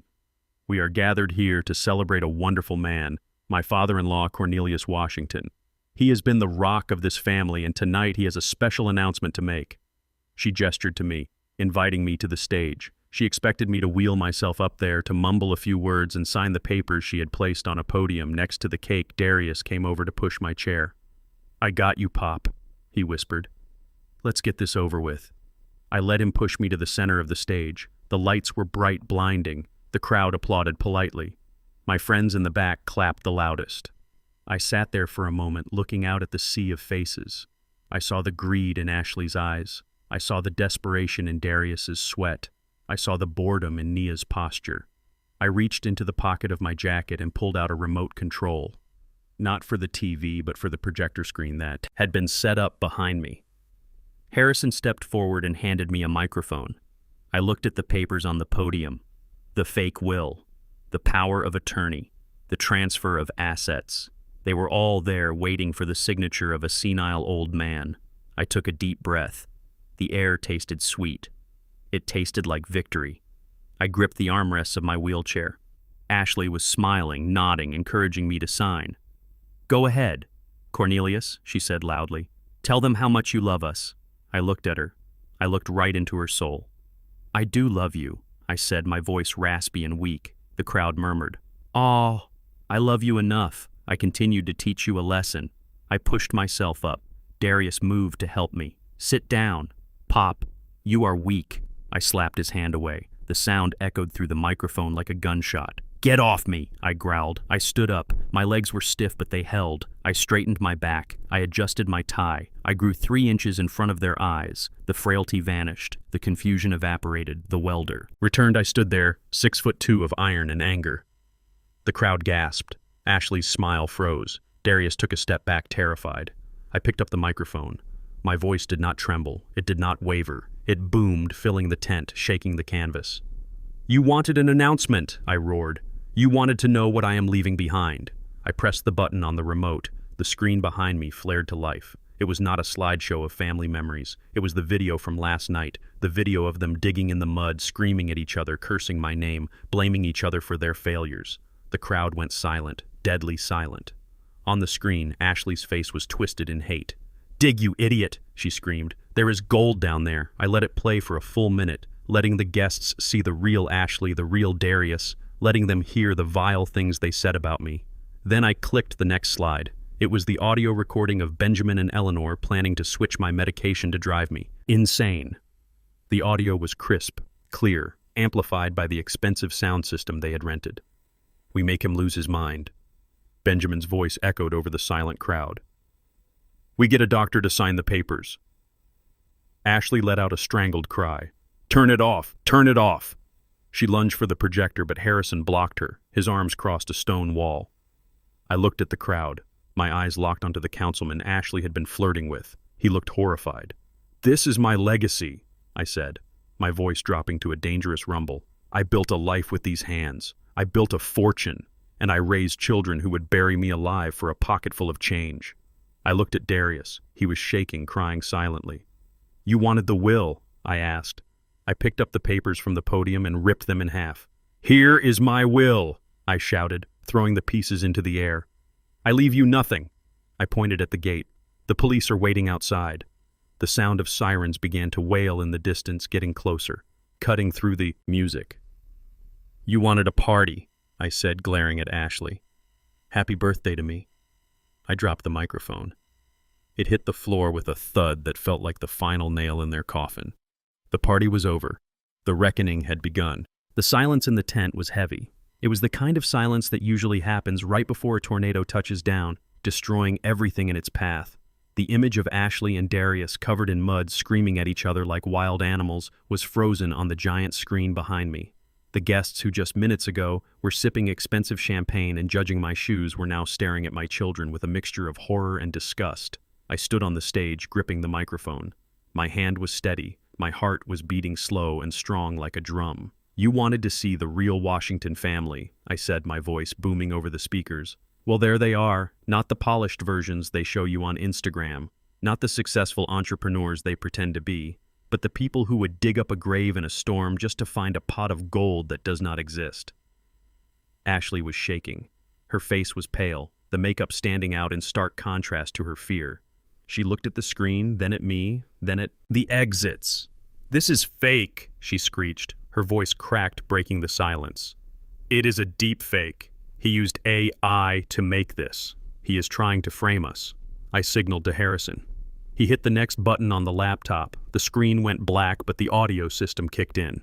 It was surround sound, high fidelity. The voice that filled the tent was unmistakable. It was Darius, speaking to his wife in the privacy of their bedroom, or so they thought. "We just switched the pills," Darius's voice said, echoing off the canvas walls. "We swap his heart medication for sugar pills. He will have an episode within a week. It will look natural." Ashley, just old age catching up to him. The gasps from the crowd were audible. A woman in the front row covered her mouth, dropping her glass. It shattered on the grass, but no one looked down. I watched Darius. He was not screaming anymore. He was not denying it. He was staring at the ground. His shoulders slumped, looking like a man who knew the executioner had just sharpened the blade. Motioned for Harrison to cut the audio. That I said into the microphone is my son discussing how to murder me to expedite his inheritance. I looked at the crowd, at the sea of faces that had come here to drink my liquor and eat my food. "You came here for a party," I said. "You came here to see a confused old man sign away his life. You came to witness the transfer of power." I paused, letting the weight of the moment settle. Well, there is no transfer. There is no will. I am not dying today, and I am certainly not signing anything over to the people who plotted my death. I stepped down from the stage. The crowd parted for me like the Red Sea. I wheeled my chair toward my children. Harrison walked beside me carrying 4 thick, cream-colored envelopes. They stood there, huddled together, trembling.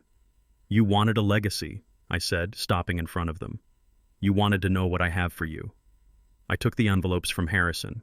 "I do not have a will," I said, "but I do have gifts." I handed the first envelope to Darius. He took it, his hand shaking so bad he almost dropped it. "Open it," I commanded. He tore it open, pulling out a stack of legal documents stapled together with a red cover sheet. "What is this?" he whispered.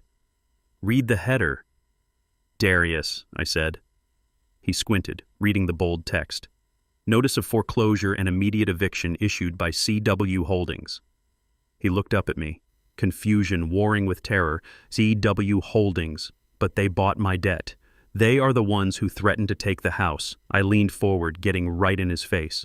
"I am CW Holdings Darius C.W. Cornelius Washington. I bought your debt. I bought the bad loans you took out. I own the note on the house you live in. I own the note on the car you drove here. And as of this moment, I am calling in the debt." Darius's knees buckled. He grabbed Brad's arm to stay upright. "You," he stammered, "you own it all." "Everything," I said coldly. "Every brick, every beam, every dollar you thought you were stealing. You were stealing from me, and now I am taking it back. I am taking it. You have 24 hours to vacate the property, or the sheriff will do it for you." I turned to Ashley. She was glaring at me, hate radiating from her eyes like heat. "And you," I said, handing her the second envelope. "The mastermind, the woman who thinks she is too good for a welder." She snatched the envelope from my hand, ripping it open with a violence that showed her true colors. Inside was a single sheet of paper, a criminal summons. "What is this?" she spat. "That is a warrant for your arrest," I said. "For grand larceny. You stole a collection of vintage watches from my home. You took them to a pawn shop downtown. You signed a receipt claiming they were yours. We have the video of you stealing them. We have the video of you selling them. And we have the testimony of the pawnbroker who Harrison spoke to this morning." Ashley turned white. "Those were junk," she hissed. "You said they were junk." "They were Patek Philippe," I said. "They were worth $50,000, and you sold them for $5,000 just to pay for this party." I pointed at the tent, at the wasted luxury. "You stole from me to throw a party for yourself, Ashley. Now you can explain that to a judge." She looked around, looking for an escape, looking for an ally. But her friends, the social climbers, were backing away. They were pulling out their phones, deleting her number, distancing themselves from the sinking ship. I turned to Nia and Brad. They were trying to look invisible, trying to fade into the background. "Do not think I forgot about you," I said, handing them the last 2 envelopes. Nia took hers with a trembling hand. Brad just stared at his like it was a bomb. "Inside are invoices," I said. "Detailed, itemized invoices for every loan, every bailout, every investment I made in your failed businesses over the last 10 years. You called them gifts. I called them loans. And since you tried to declare me incompetent, I had my accountants audit my books." Nia opened the envelope and gasped.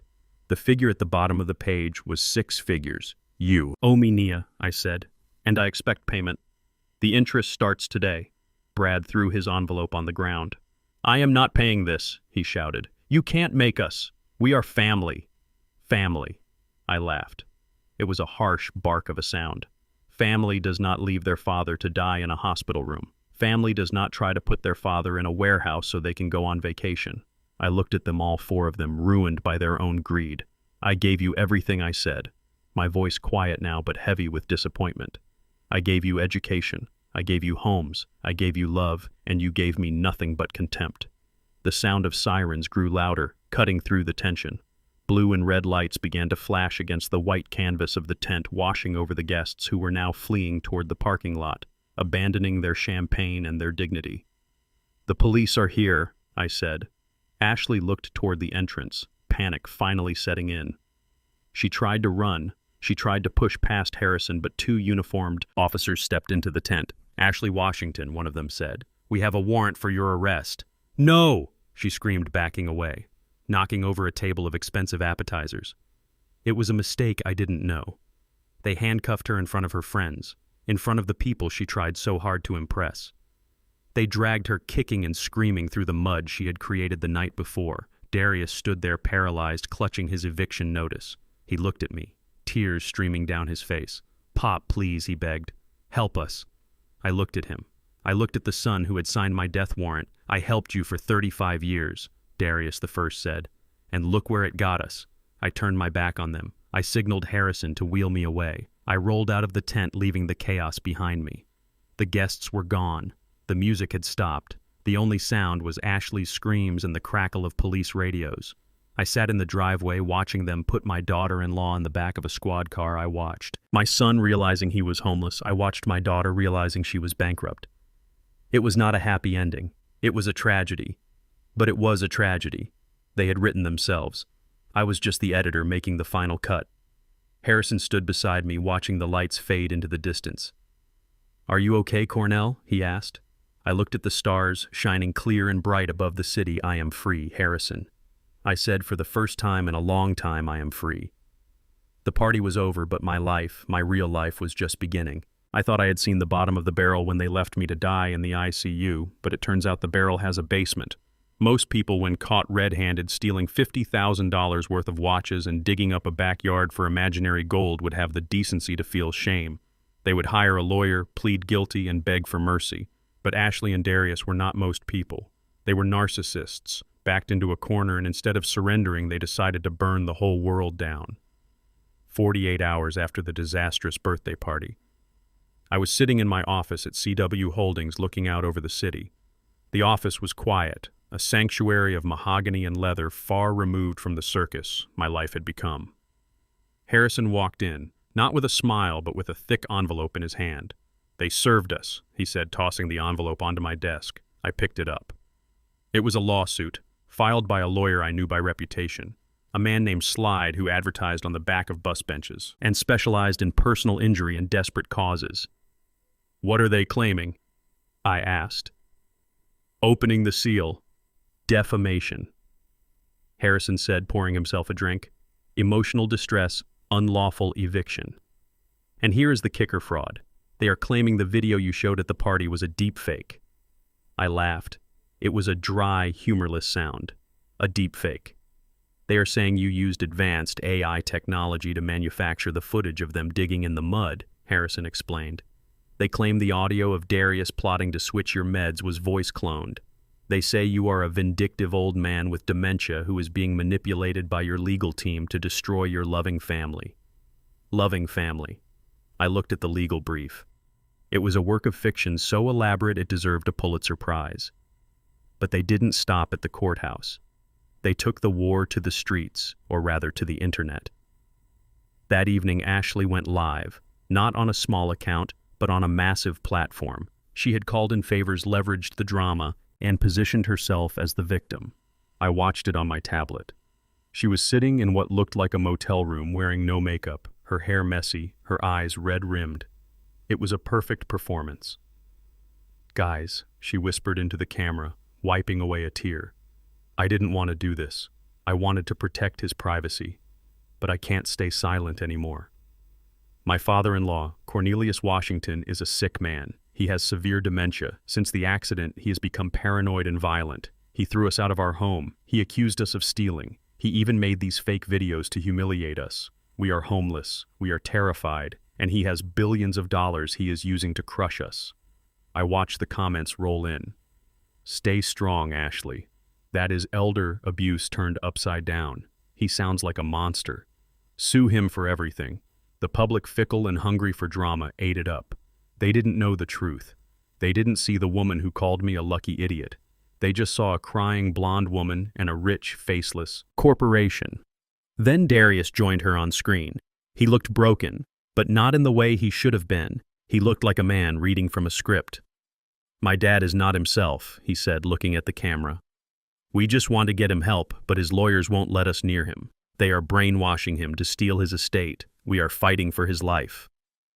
I turned off the tablet. The silence in my office was heavy. Harrison was pacing. "The media requests are pouring in, Cornell. The news stations want a statement. The tabloids are camping out in the lobby. We need to respond. We need to release the raw footage. We need to show the police reports." "No," I said. Harrison stopped pacing. "Cornell, if we do not defend ourselves, the court of public opinion will hang us. They are controlling the narrative." "Let them," I said, spinning my chair to look out the window. "Let them talk. Let them scream. Let them cry on every channel that will have them." "But why?" Harrison asked, frustrated. "Because when you are drowning a man, you don't push his head down, you just wait for him to stop kicking," I said. "Give them enough rope, Harrison. Let them commit to this lie. Let them go on record stating that the videos are fake. Let them swear under oath that they never dug that hole." I turned back to him. "If we release the proof now, it becomes a he said, she said debate. But if we wait, if we let them build this tower of lies so high that it touches the sun, then when we pull the pin, the collapse will be total. I want them to feel safe, Harrison. I want them to think they are winning. Because the fall is so much harder when you think you are flying." So we waited. For 3 days, I sat in my tower and watched them assassinate my character. They went on talk shows, they gave interviews to magazines. Ashley started a crowdfunding campaign to pay for their legal fees, raising thousands of dollars from sympathetic strangers who thought they were helping a victim of corporate greed. It was painful, I admit that, to hear my own son call me a tyrant, to hear him lie about my mental state to millions of people. It hurt more than the broken ribs, it hurt more than the surgery, but I took that pain and I forged it into patience. Every lie they told I documented, every dollar they raised fraudulently I tracked. I was building a case not just for a civil suit but for a criminal indictment that would put them away for decades. Then on the 4th day the crack appeared. Harrison buzzed my intercom, his voice tight with excitement. "Mr. Washington, you have a visitor. I am not seeing journalists." "Harrison," I said. "It is not a journalist," Harrison said. "It is a man named Julian. He says he knows Ashley. He says he watched the live stream and he has something you need to see. Send him in." The door opened and a man walked in. He was younger than me, maybe 40, handsome in a rugged way, but he looked tired. He wore a suit that was a few years out of style and he carried a heavy duffel bag. He looked around my office, taking in the wealth, the power, and then looked at me. "Mr. Washington," he said, extending a hand. "I am Julian. I used to be a business partner of your daughter-in-law." "Used to?" I asked, gesturing for him to sit. Julian sat, placing the bag on the floor. He looked angry, not at me, but at the world. "We ran a real estate hustle together a few years back," he said bluntly. "Flipping houses or pretending to. We would get investors buy a dump, put some paint on it and sell it over market value. Ashley was the face, I was the numbers. And let me guess," I said, "she cut you out." "She didn't just cut me out," Julian said, his jaw tightening. "She framed me. She cooked the books to make it look like I was embezzling. We had a joint account with $200,000 in it. One day I woke up and it was empty. She took it all and told the police I stole it. I spent 18 months in prison. Mr. Washington, I just got out." I leaned forward, interested. "Why are you here, Julian?"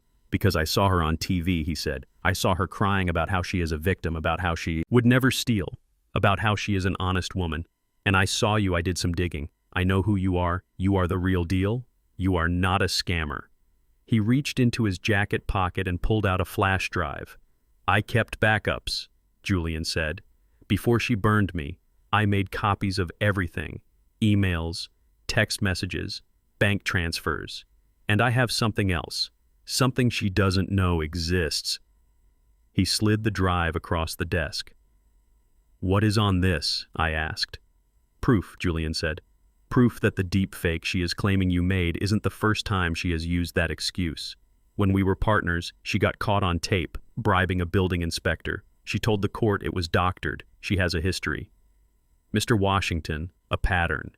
And on that drive there are emails between her and Darius from 6 months ago. I plugged the drive into my laptop. Harrison came around the desk to look. I opened the folder marked Ashley Darius Correspondence. It was a treasure trove. It wasn't just about the house or the gold. It was a roadmap of their greed. There were emails discussing how to isolate me from my friends. There were texts about researching poisons that mimic heart failure. There were detailed plans on how to launder my money through shell companies once I was dead or committed. But the smoking gun was a video file dated 2 weeks before the accident. It was Ashley and Darius sitting in their kitchen holding a glass of wine laughing. The camera was clearly set up by them, likely for a practice run of some social media video. "If the old man doesn't die in the accident," Ashley said on the video, holding up a small vial, "we will just have to help him along." Darius laughed nervously.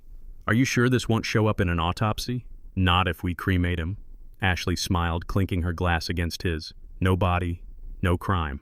I sat back, the coldness in my chest spreading.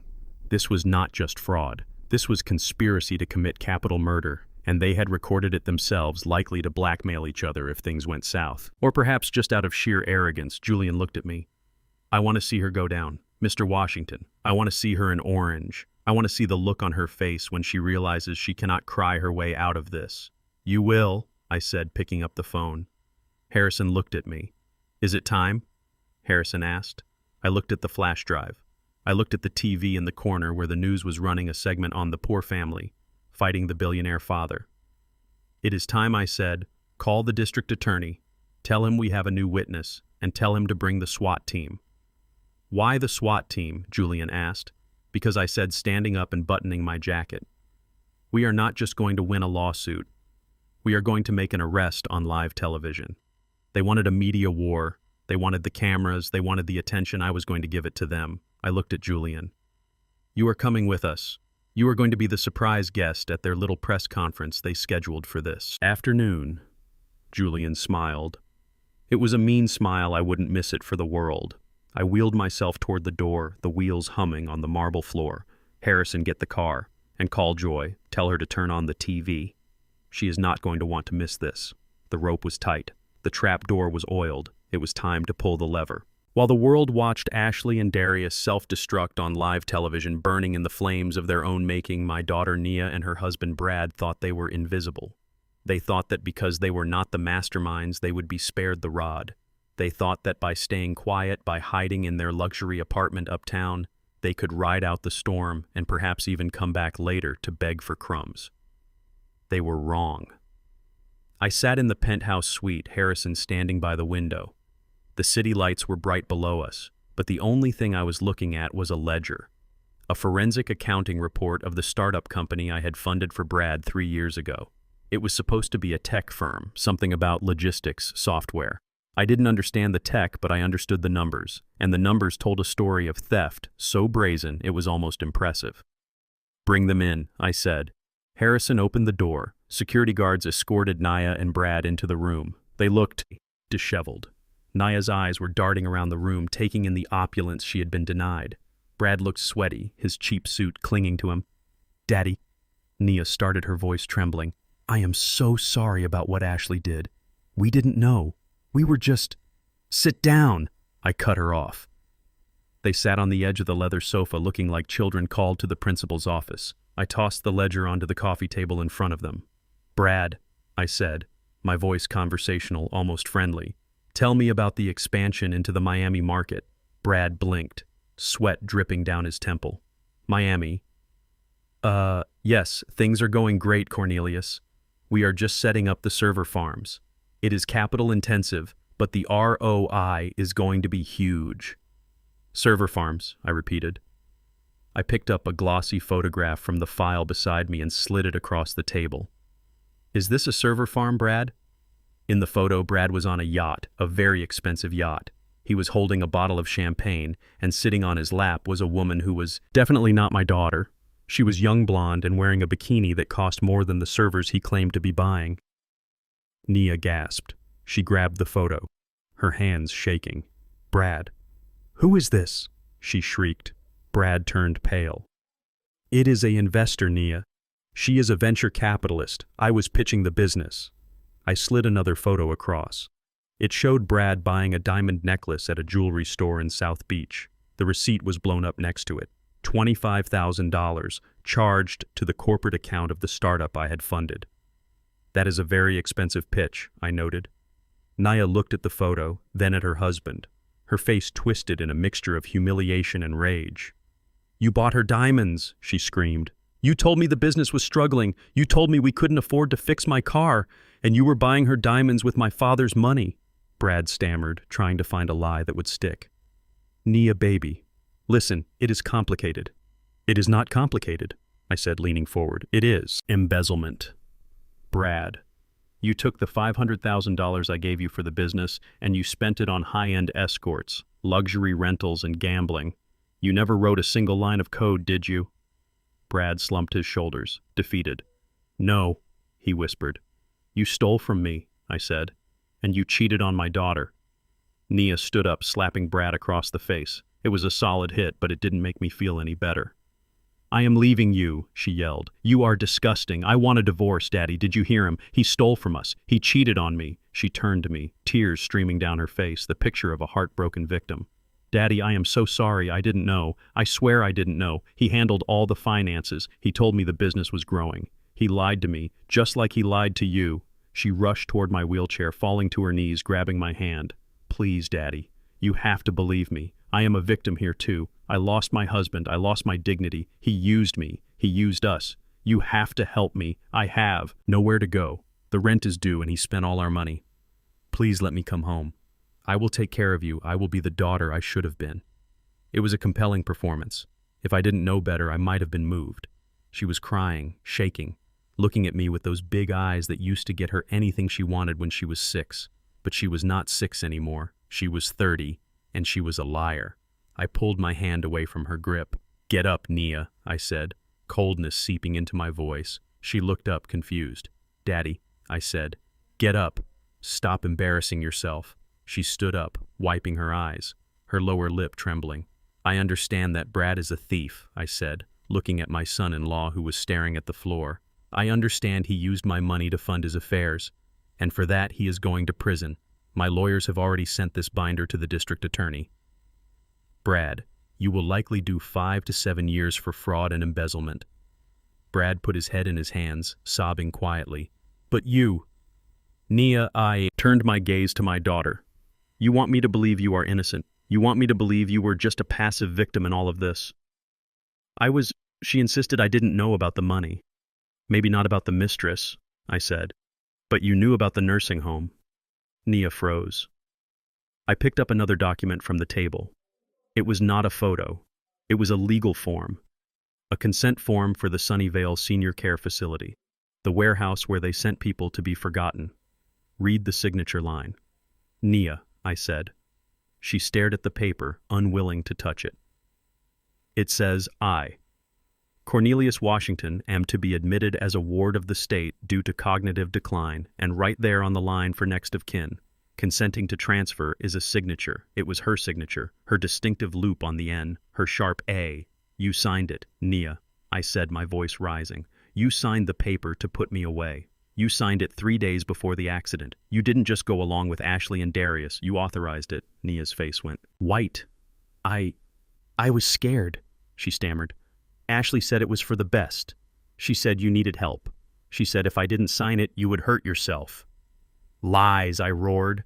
You signed it because they promised you a cut of the house sale. You signed it because you wanted the money to pay off your credit cards. The ones you maxed out on clothes while pretending to be a successful business owner. I pulled out the credit card statements, pages and pages of luxury purchases while she claimed to be broke. You spent $10,000 on shoes last month. Nia, I said, holding up the statement, $10,000. And you were going to lock me in a room with barred windows to pay for them. Nia stepped back, shaking her head. No, Daddy. It wasn't like that. Your tears only fall when you lose money, I said. I watched you in the hospital. You didn't cry when the doctor said I might die. You didn't cry when they said I needed surgery.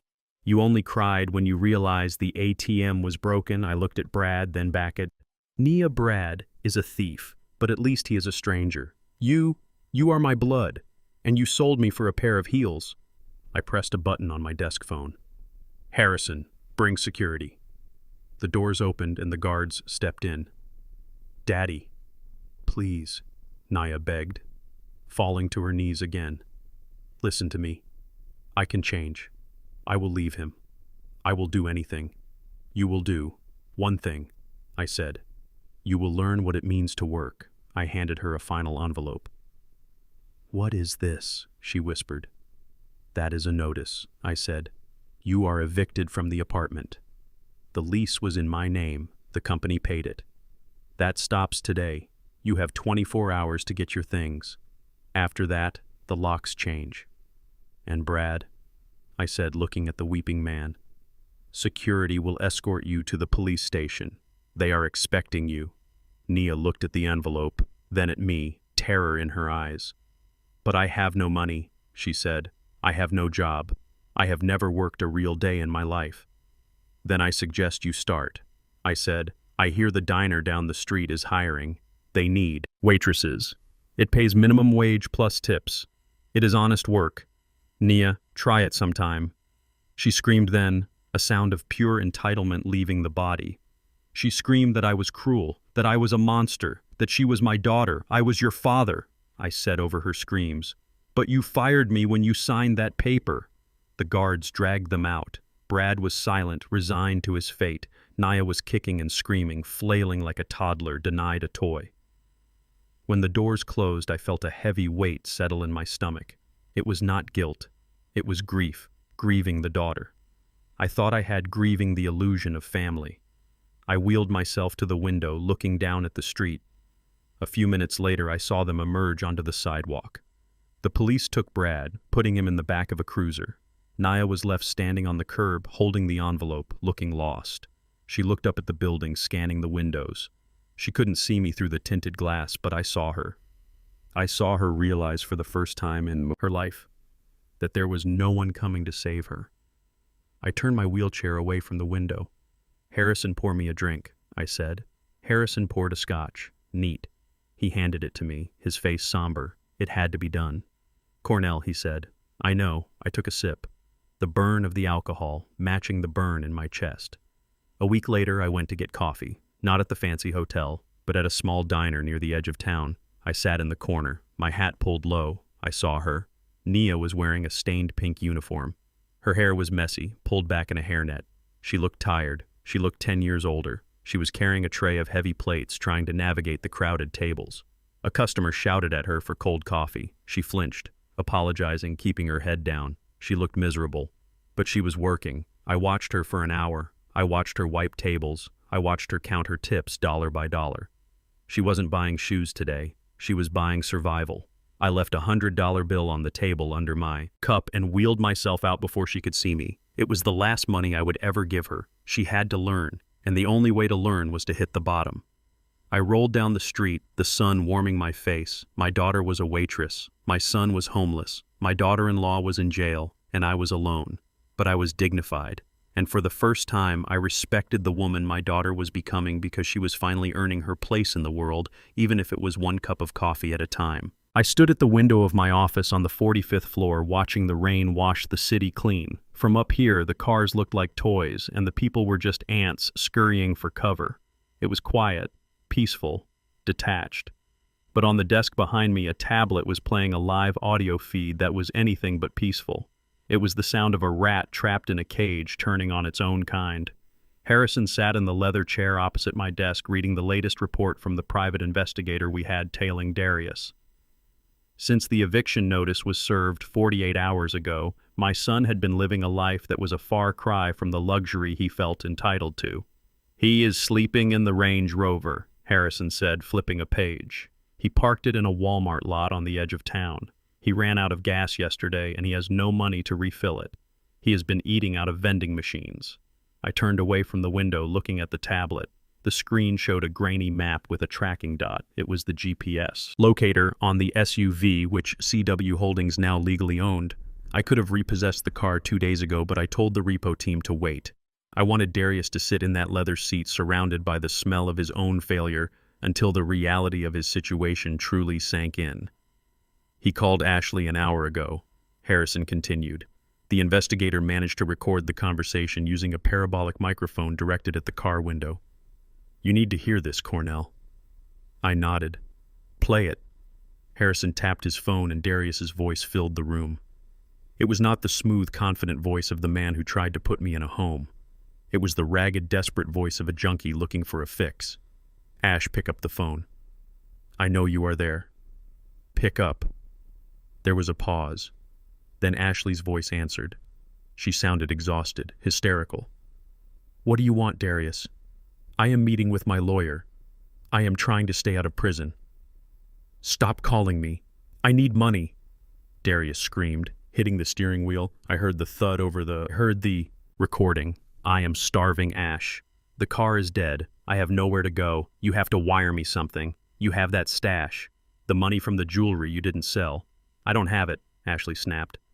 The lawyers took it as a retainer. Do you know how much a criminal defense attorney costs for grand larceny, Darius? They took everything. I am staying at my mother's house, sleeping on the couch. I have nothing. You are lying. Darius's voice dropped to a sinister whisper. I know you held back. I saw you hide the diamond bracelet, the one you stole from Mom's jewelry box last year. Give me $5,000, Ashley, or I am going to the district attorney. There was a silence on the line, a heavy, dangerous silence. What did you say?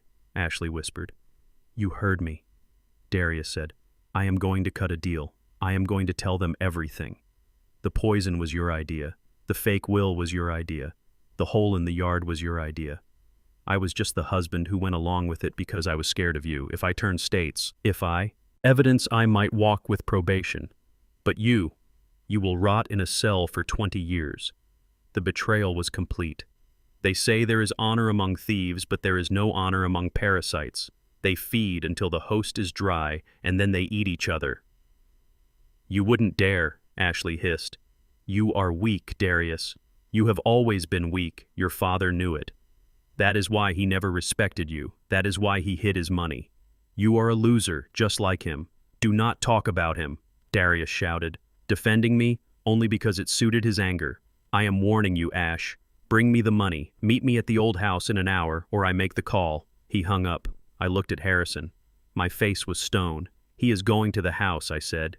He thinks he can meet her there, Harrison said, checking his watch. But the house is locked. The security system is armed. And Ashley, she is not going to bring him money. No, I said, standing up, walking over to the bar to pour a glass of water. She is not. But Darius doesn't know that. He is desperate. He is drunk, and he is driving a 2-ton vehicle with no gas and a lot of rage. I looked at the tracking dot on the screen. It was moving. Darius must have scraped together enough change for a gallon of gas, or maybe he just had fumes left. He was heading toward the suburbs, toward the house that was no longer his. Harrison looked worried. Cornell, we should call the police now. If he goes there in this state, he might hurt himself or someone else. Let him go, I said. My voice was cold, colder than I thought it could ever be toward my own flesh and blood. He needs to see the door closed, Harrison. He needs to realize that the key doesn't work anymore. He needs to stand in front of the kingdom he threw away and understand that he is exiled. I sat back down and switched the feed on the large monitor on the wall. It connected to the security cameras at the house, the ones I had installed the day of the excavation. It was raining hard at the house. The streetlights reflected off the wet pavement. The house looked dark, foreboding. The for sale sign I had ordered Harrison to place in the front yard stood like a tombstone in the grass. 20 minutes later, headlights swept across the lawn. The Range Rover swerved around the corner. It was moving too fast.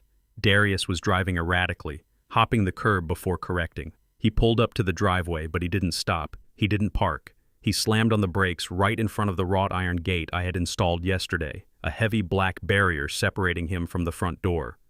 Darius stumbled out of the car. He was wearing the same suit from the party, now stained and wrinkled. He was holding a bottle in one hand, likely cheap vodka. He marched up to the gate and rattled it.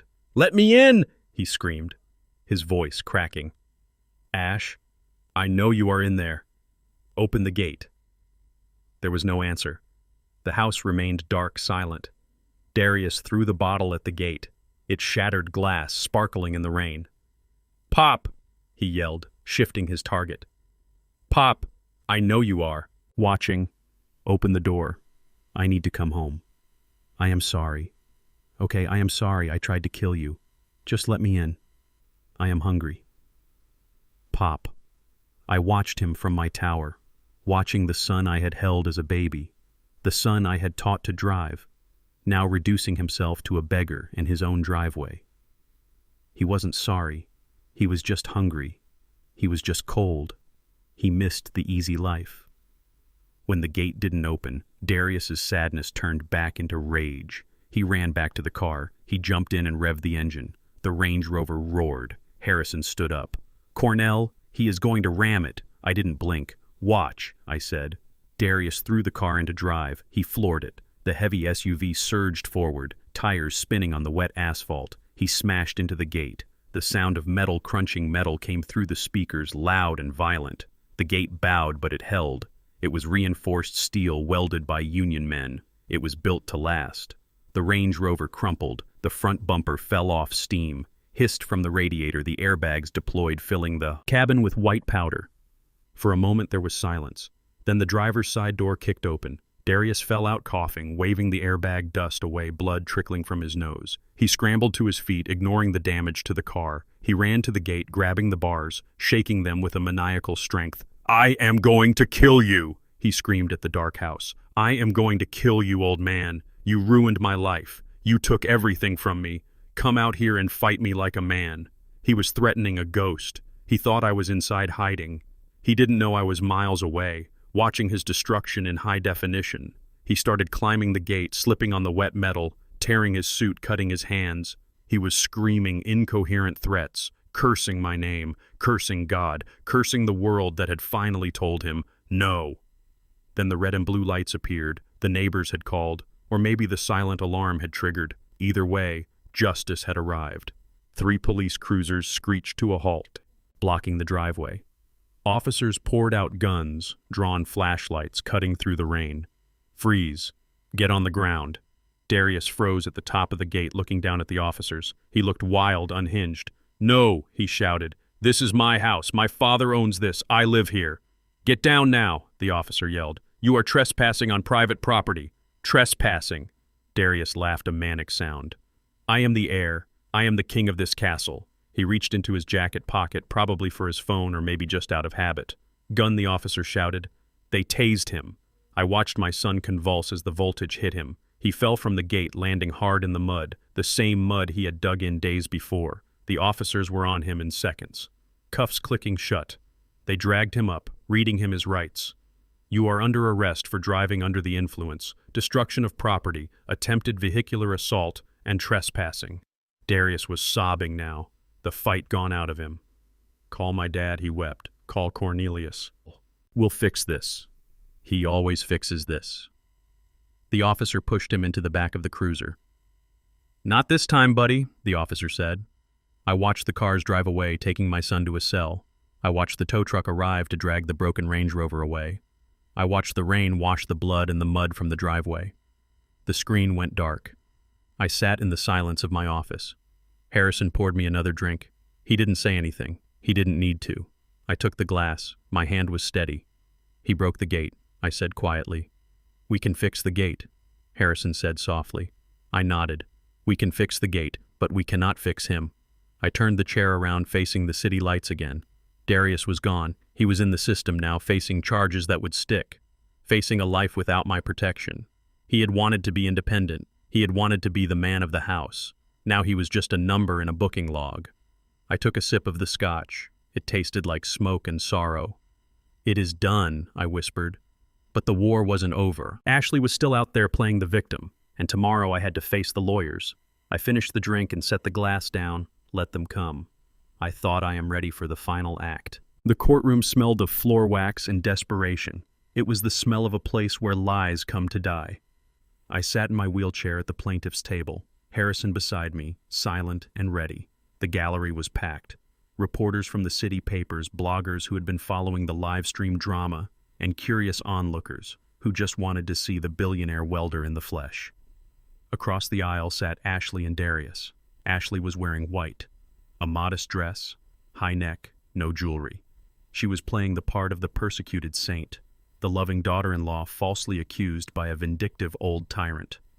Darius sat next to her in a suit that was 2 sizes too big, likely borrowed from a public defender's closet since his wardrobe was locked in a house he could no longer enter. He did not look at me. He stared at the table, his hands clasped, shaking slightly.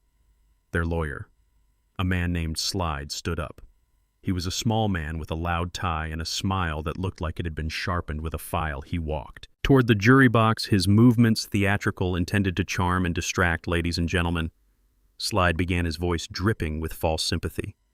We are here today because of a tragedy, not a crime, but a tragedy of the mind. We have a man, Cornelius Washington, who has suffered a traumatic brain injury, a man who has lost his grip on reality, a man who in his confusion has turned on the very people who tried to care for him. He pointed a finger at me. This man told his children there was gold buried in his backyard. Gold bars. Ladies and gentlemen, is that the statement of a sane mind? Or is it the delusion of a man suffering from severe dementia? Is it a crime to try and secure guardianship for a man who thinks he is a pirate? The jury looked at me. I saw doubt in their eyes. Slide was good. I had to give him that. He was twisting the knife using my own trap against me. He turned to Ashley. Mrs. Washington, please take the stand. Ashley walked up weeping softly. She told a story of heartbreak. She claimed she only sold the watches to pay for my medical bills. She claimed the eviction was a misunderstanding. She claimed she loved me. When it was my turn to be cross-examined, Slide approached me like a wolf circling a wounded deer. Mr. Washington, he said, leaning on the railing of the witness stand, let us talk about the night of the storm. You told your son to dig a hole because you believed there was 50 kilos of gold buried there. Is that correct? I leaned into the microphone. My voice was steady. I told him to dig, I said, because you believed there was treasure. Slide pressed. No, I said. I told him to dig because I wanted to see if he was stupid enough to believe that a man he called broke had buried a fortune in the mud. And I wanted to see if he was greedy enough to leave me in a wheelchair while he looked for it. Slide laughed, dismissing my answer. So you admit you lied. You admit you manipulated them. This sounds like paranoia. Mr. Washington, it sounds like a man who has lost touch with reality. Tell me, do you know where you are right now? Do you know the value of money? Or do you think we are all just characters in your head? He was trying to break me. He was trying to make me snap, to get angry, to prove his point that I was unstable. I looked at Slide. I looked at his cheap suit and his confident smirk. I know exactly where I am. Mr. Slide, I said, I am in the Superior Court of the State Courtroom 4, and I know the value of money better than anyone in this room, especially you. Slide frowned. What is that supposed to mean? It means, I said, that your law firm Slide and Associates leases the entire third floor of the opulent Centennial Building downtown. Correct? Slide blinked, confused. Yes, that is correct. And I know, I continued, that you are currently 3 months behind on your rent. The eviction notice was generated by the building management software this morning. You haven't received it yet because it is in the mail. But I saw it. Slide froze. The courtroom went silent. How could you possibly know that? He whispered. Because I own the building, I said. The gasp from the gallery was audible. Even the judge looked up from his notes. I bought the Centennial Building in 1998, I said. My company CW Holdings manages the property. So, Mr. Slide, when you question my grasp on reality or finance, you might want to check who signs your lease agreement. I don't just know the value of money. I know the value of your debt. Ashley stood up, knocking her chair over.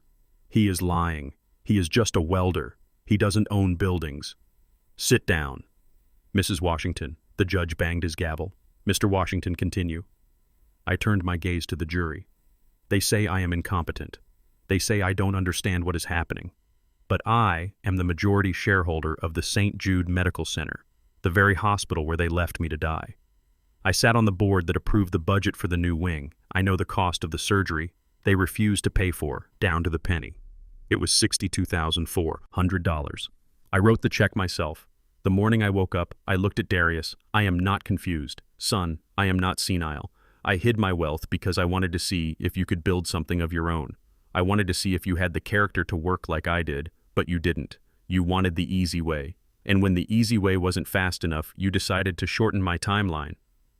Harrison stood up and handed a thick file to the bailiff.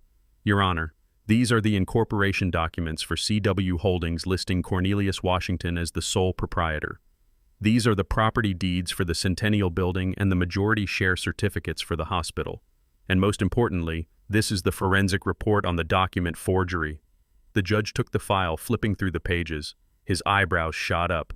Mr. Slide, the judge said, looking over his glasses.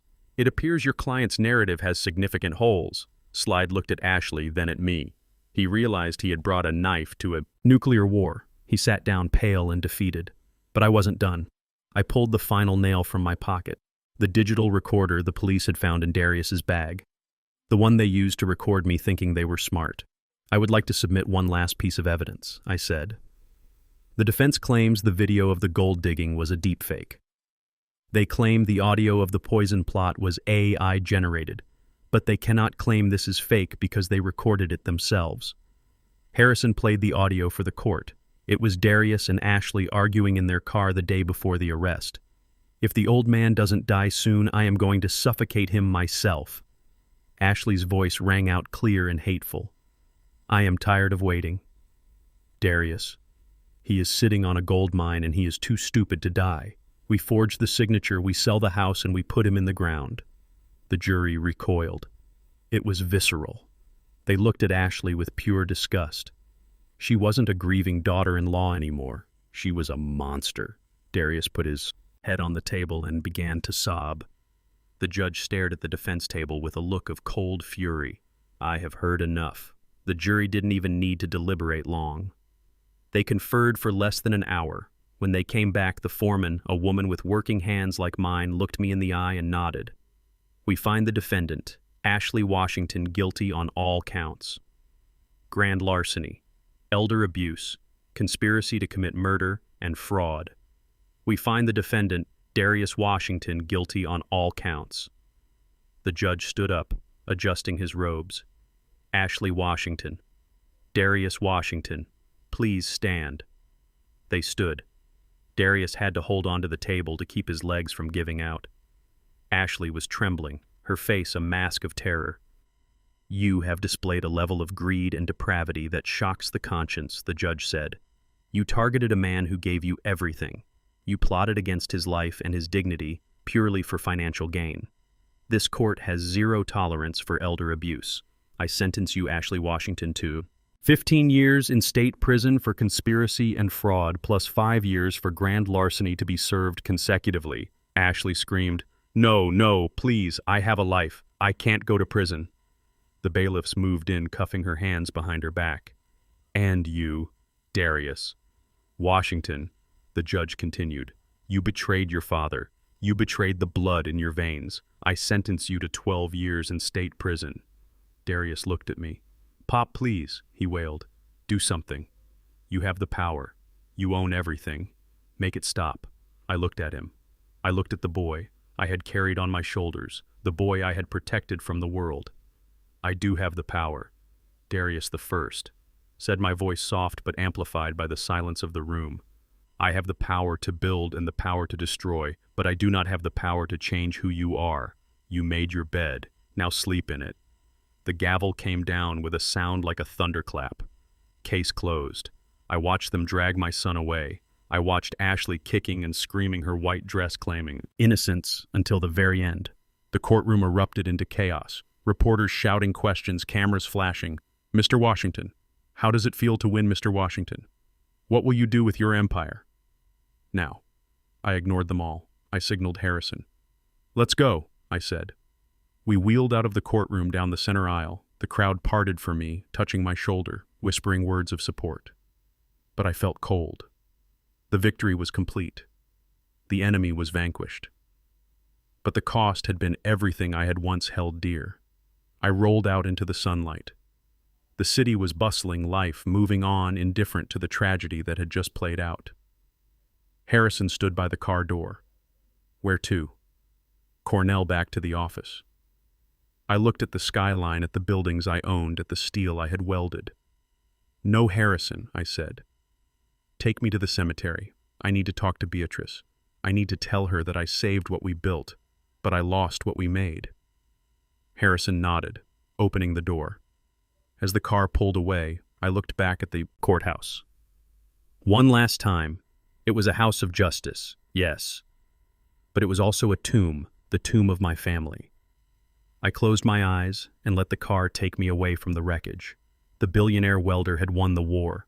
But as I sat in the quiet luxury of my limousine, I realized that the richest man in the world is poor without family, and I was now the poorest man alive. The The state penitentiary smelled of bleach and lost souls. It was a smell I knew well, not from being inside, but from building the pipelines that ran beneath it 40 years ago. I sat in the visitation room on a cold metal stool, my hands resting on the stainless steel counter separating the free world from the caged one. The glass partition was thick, scratched by the wedding rings of 1,000 grieving wives and mothers. But I was not grieving. Not anymore. I was just tired. I checked my watch, the Patek Philippe that Ashley had stolen and sold for pennies. I had bought it back from the pawn shop as evidence, and now I wore it as a reminder that time is the only thing you cannot buy, and I had wasted too much of it on people who did not deserve a second of my day. The heavy steel door on the other side of the glass buzzed and clicked open. A guard stepped in, followed by a man in a bright orange jumpsuit shackled at the wrists and ankles. It took me a moment to recognize him. Darius looked small. The prison uniform hung off his frame like a tent. His head had been shaved, revealing the shape of a skull. I used to cradle in the crook of my arm. His skin was sallow, his eyes sunken and rimmed with red. He did not walk with the swagger of the man who drove a Range Rover. He shuffled. The walk of a man who has been broken by the system he thought he could outsmart. He sat down on the stool opposite me. The chains rattled a sound that echoed in the empty room. He picked up the black phone receiver. I did the same. "Pop," he whispered. His voice was tinny, distorted by the cheap electronics. "Get me out of here. Please. You have to get me out." I looked at him. I looked for the son I had raised, but I only saw the inmate. "I cannot get you out." "Darius," I said, my voice calm, steady. "I am not the judge. I am not the jury. And I am certainly not the governor. You are serving 12 years for fraud, conspiracy, and elder abuse. You are exactly where the law says you should be." Darius's face twisted. It wasn't remorse. It was the same petulant anger he used to show when I wouldn't buy him the latest video game console. "It is not fair," he hissed, leaning toward the glass.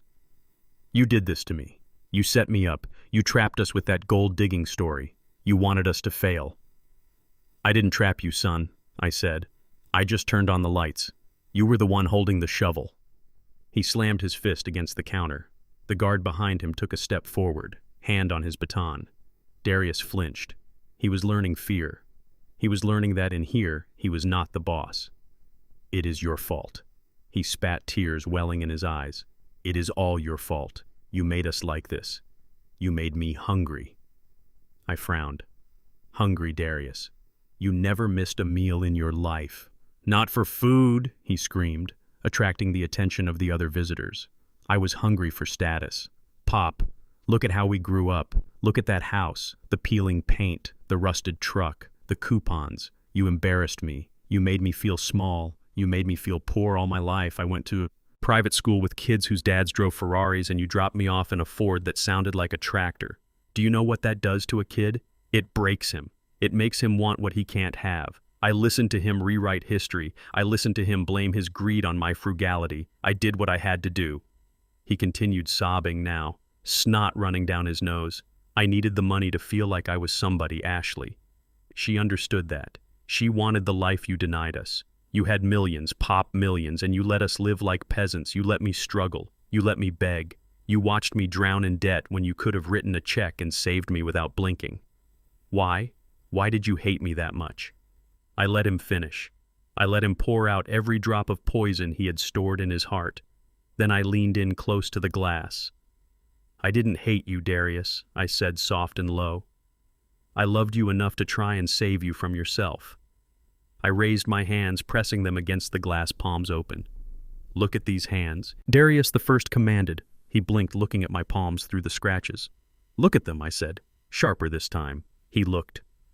They were rough, thick, scarred with white lines where hot metal had kissed skin. They were the hands of a laborer. "These are not the hands of a banker," I said. "These are not the hands of an investor. These are the hands of a welder. I got these scars in trenches filled with mud and freezing water. I got these burns working double shifts on Christmas Eve so you could have a bicycle. I broke my back lifting steel so you wouldn't have to." I paused, letting the weight of my words settle. I wasn't poor. Darius the First was careful. I didn't drive that old truck because I couldn't afford a new one. I drove it because I knew the value of $1. I knew what it cost to earn it. I knew the sweat, the pain, the time. I lowered my hands. I hid the money because I wanted to see who you would become without it. I wanted to see if you had character. I wanted to see if you could build a life with your own two hands, or if you would just wait for me to die so you could take mine. Darius shook his head. You tricked me. It was a test. Yes, it was a test. I said, and you failed. You failed spectacularly. You didn't try to build anything. You tried to steal. You tried to kill. You looked at my life, the life that gave you everything, and you saw a piggy bank to be smashed. I am not poor because I am weak. Darius. I said, my voice rising just enough to carry the authority of a titan. I pretended to be poor to see if your soul was rich. And I found out it is bankrupt. Darius stared at me, his mouth open, silence finally overtaking him. You are right about one thing, though, I continued. I could have written a check. I could have paid off your gambling debts. I could have bought you a new house. I could have saved you from the consequences. Darius's eyes lit up, a flicker of hope. Then do it, he begged. Do it now. Call the lawyers. Get me an appeal. Pay the restitution. I will change. Pop, I swear I will change. I shook my head slowly. No, I said, you won't change. You will just wait for the next bailout. You will wait for the next check. You are a parasite, Darius. And I am done being the host. I stood up. My legs were strong. My back was straight. I wasn't the frail old man in the wheelchair anymore. I was Cornelius Washington, CEO, father, survivor. I am leaving now, I said. I am going to sell the house, I am going to sell the truck, and I am going to spend every dime of that fortune you wanted so badly. I am going to build schools. I am going to build hospitals. I am going to help people who actually know the value of hard work. Pop. Wait. Darius stood up, the chains rattling violently. Don't go. You can't leave me here. I am your son. I looked at him one last time. I looked at the man who had signed a paper to let me die. I have no son, I said. My son died the day he picked up a shovel to dig for gold in a storm. The man in this cage is just a stranger who shares my last name. I hung up the phone. The click was final.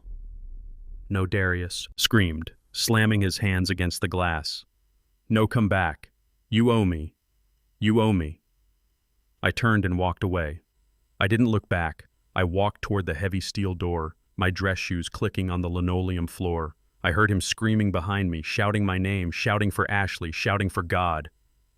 The guard buzzed the door. It unlocked with a heavy mechanical clank. I stepped through into the corridor, breathing in the air that didn't smell of bleach. The heavy iron door slammed shut behind me, cutting off the sound of his screams. It was the sound of a book closing, the sound of a vault locking. I walked out into the sunlight. The sky was blue. The air was crisp. Harrison was waiting by the car holding the door open. How did it go? Cornell, he asked. I adjusted my cuffs. I checked my watch. It is finished. Harrison, I said. Let's go. Where to? He asked. Forward, I said. Just forward. As the car pulled away, I didn't look at the prison walls. I looked at the horizon. I was 73 years old. I had lost my family, but I had found my dignity. And for the first time in 40 years, I didn't have to carry the weight of anyone else on my back. I was light, I was free, and I was just getting started. The sold sign in the front yard was crooked, leaning slightly to the left under the weight of the morning wind. I stood on the sidewalk, leaning on my cane, looking at the house one last time. It was just a structure now, bricks and mortar and glass. The soul of the place, the memories of Beatrice, the laughter of children that had turned into the screams of greedy adults. It was all gone. I had stripped it bare. Harrison stood beside the limousine holding the door open, but I waved him off for a moment. I needed to feel this, the finality of it. The keys were in the lockbox. The wire transfer from the buyers, a young couple with a baby on the way, had hit my account that morning. They didn't know the history of this house. They didn't know about the hole in the backyard or the poison discussed in the kitchen. They just saw a 3-bedroom colonial in a good school district. I hoped they would have better luck with it than I did. I turned my back on the house and got into the car drive. I said we didn't go back to the penthouse. Instead, we went to an office building on the other side of town. It was a modest building, brick and glass, solid and unpretentious. This was the new headquarters of the Beatrice Washington Foundation. I had taken every penny from the sale of the house, every dime I had recovered from the liquidation of Darius and Ashley's assets, and I had poured it into this. It was my penance. It was my legacy. I rolled my wheelchair into the lobby. The smell of fresh paint and new carpet greeted me.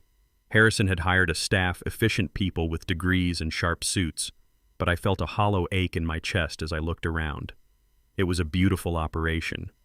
We were setting up trade scholarships for kids who wanted to work with their hands, kids who wanted to be welders and electricians and mechanics. We were opening a legal aid center for the elderly, a place where people like me could go when their families turned on them. It was good work, it was necessary work, but as I sat in my new office looking at the photos of the scholarship recipients, I felt a crushing silence settle over me. It was the silence of a man who has won the war but lost his tribe. I went home to the penthouse that night and ate dinner alone. The city lights were beautiful but cold. I had millions in the bank. I had a foundation with my name on it. I had the respect of the business community. But I had no one to ask me how my day was. I had no one to share the small victories with. I was the richest, lonely man in the city. I poured a glass of water and sat by the window watching the traffic below. Is this it? I wondered. Is this the rest of my life? Just meetings and silence until I finally die in my sleep. Then I remembered a face that had looked at me with kindness when I was nothing but a broken body in a hospital bed. A face that had not seen a billionaire but a human being. Joy. I picked up my phone, not the burner but my personal line. Harrison, I said. Yes, Cornell, it is late as everything. Is. All right, I need you to find someone for me, I said. Not a debtor, not a criminal. I need you to find Nurse Joy, the one from St. Jude, the one who saved me. Harrison didn't ask why. He just said, I will have a report in the morning. The report was on my desk at 8 a.m. It was brief but telling. Joy Williams, 35 years old, single mother of 2, registered nurse, currently working double shifts at St. Jude and moonlighting at a clinic on weekends behind on her rent. Driving a car with a transmission that was about to blow. She was drowning. She was working herself to death to provide for her children, just like I had done 40 years ago. I closed the file. I didn't want to send her a check. A check is charity. Charity can be humiliating. I didn't want to save her. I wanted to empower her. Get the car. Harrison, I said. We are going to the hospital. We waited in the parking lot of St. Jude until her shift ended. It was raining, a slow gray drizzle that soaked the world in melancholy. I saw her walk out the automatic doors. She looked exhausted. Her shoulders were slumped. Her scrubs were wrinkled, and she was rubbing her temples as if fighting off a migraine. She walked to a battered sedan in the corner of the lot, praying it would start. I rolled down the window of the limo. Joy, I called out. She froze, looking around confusingly. She saw the long black car and frowned, gripping her purse tighter. She didn't recognize me at first, not with the suit and the car. It is. Mr. Washington, I said. Cornelius. Her eyes went wide. She walked over slowly, peering into the window. Mr. Washington. My God. Look at you. You look great. I looked better than I felt. Get in Joy, I said. It is raining and we need to talk. She hesitated, looking at her old car, then at the dry leather interior of the limo. I am not in trouble, am I? She asked. No, I smiled. You are the opposite of trouble. She got in, sitting on the edge of the seat as if afraid she would dirty it. Harrison drove us to a quiet cafe nearby, the kind of place that served good coffee and didn't ask questions. We sat in a booth, Joy wrapping her hands around a warm mug. She looked at me with those same kind eyes that had seen me at my worst and hadn't looked away. I heard about your family. Mr. Washington, she said softly. It was all over the news. I am so sorry. I nodded, acknowledging the pain, but not dwelling on it. It was necessary. Joy. But I didn't bring you here to talk about them. I brought you here to talk about you. Me? She asked, nervous laughter bubbling up. There is not much to tell. Just working, trying to keep the lights on. You know how it is? I do know. I said I know exactly how it is. I know what it is like to work double shifts and still feel like you are sinking. I know what it is like to worry that one bad month will put you on the street. I pushed a folder across the table toward her. "What is this?" she asked. "That is a job offer," I said. She opened it, reading the first page. Her mouth dropped open. "Director of Operations," she read. Thus, Beatrice Washington Foundation. "Mr. Washington, I am a nurse. I don't know how to run a foundation. I don't need someone who knows how to run a foundation," I said, leaning forward. "I have lawyers for the paperwork. I have accountants for the money. I need someone who knows people. I need someone who can look at a struggling kid or a scared old man and know exactly what they need. I need someone with a heart. Joy, and you have the biggest heart I have ever met." She looked at the salary figure at the bottom of the page. Tears welled up in her eyes. This is too much," she whispered. "This is 3 times what I make now." "It is what you are worth," I said. "And it comes with full benefits. A company car and a schedule that lets you see your children grow up." She put her hand over her mouth, trying to hold back a sob. "Why? Why me?" "Because you stayed," I said simply. "When everyone else left. When my own blood walked out that door. You stayed. You gave me water. You held my hand. You treated me with dignity when I had nothing to offer you." I reached across the table and took her hand. "I am building something good, Joy. But I cannot do it alone. I am an old welder. I know steel. I don't know healing. You do. Help me build this." She squeezed my hand, crying openly now. "Yes," she whispered. "Yes, I will help you." 2 weeks later, the foundation held its official opening. The press was there, taking photos of the ribbon cutting. But I wasn't looking at the cameras. I was looking at Joy, standing next to me, wearing a suit that fit her perfectly, looking confident and happy, and standing next to her were her 2 children, a boy and a girl, shy but smiling, eating cookies from the buffet. The boy looked at me, his eyes wide. "Are you the boss?" he asked. I looked at him. I saw the innocence. I saw the potential. "I am just the guy who signs the checks." "Son," I said. "Your mom, she is the boss." Joy laughed, a sound that filled the empty spaces in my heart. That evening, after the guests had left, we sat in the lobby eating leftovers. The kids were playing on the floor, drawing with crayons on the back of old flyers. "Mr. Washington," Joy said, "thank you. You saved us." I shook my head, looking at the little family that had formed around a shared purpose. "No, Joy," I said. "You saved me."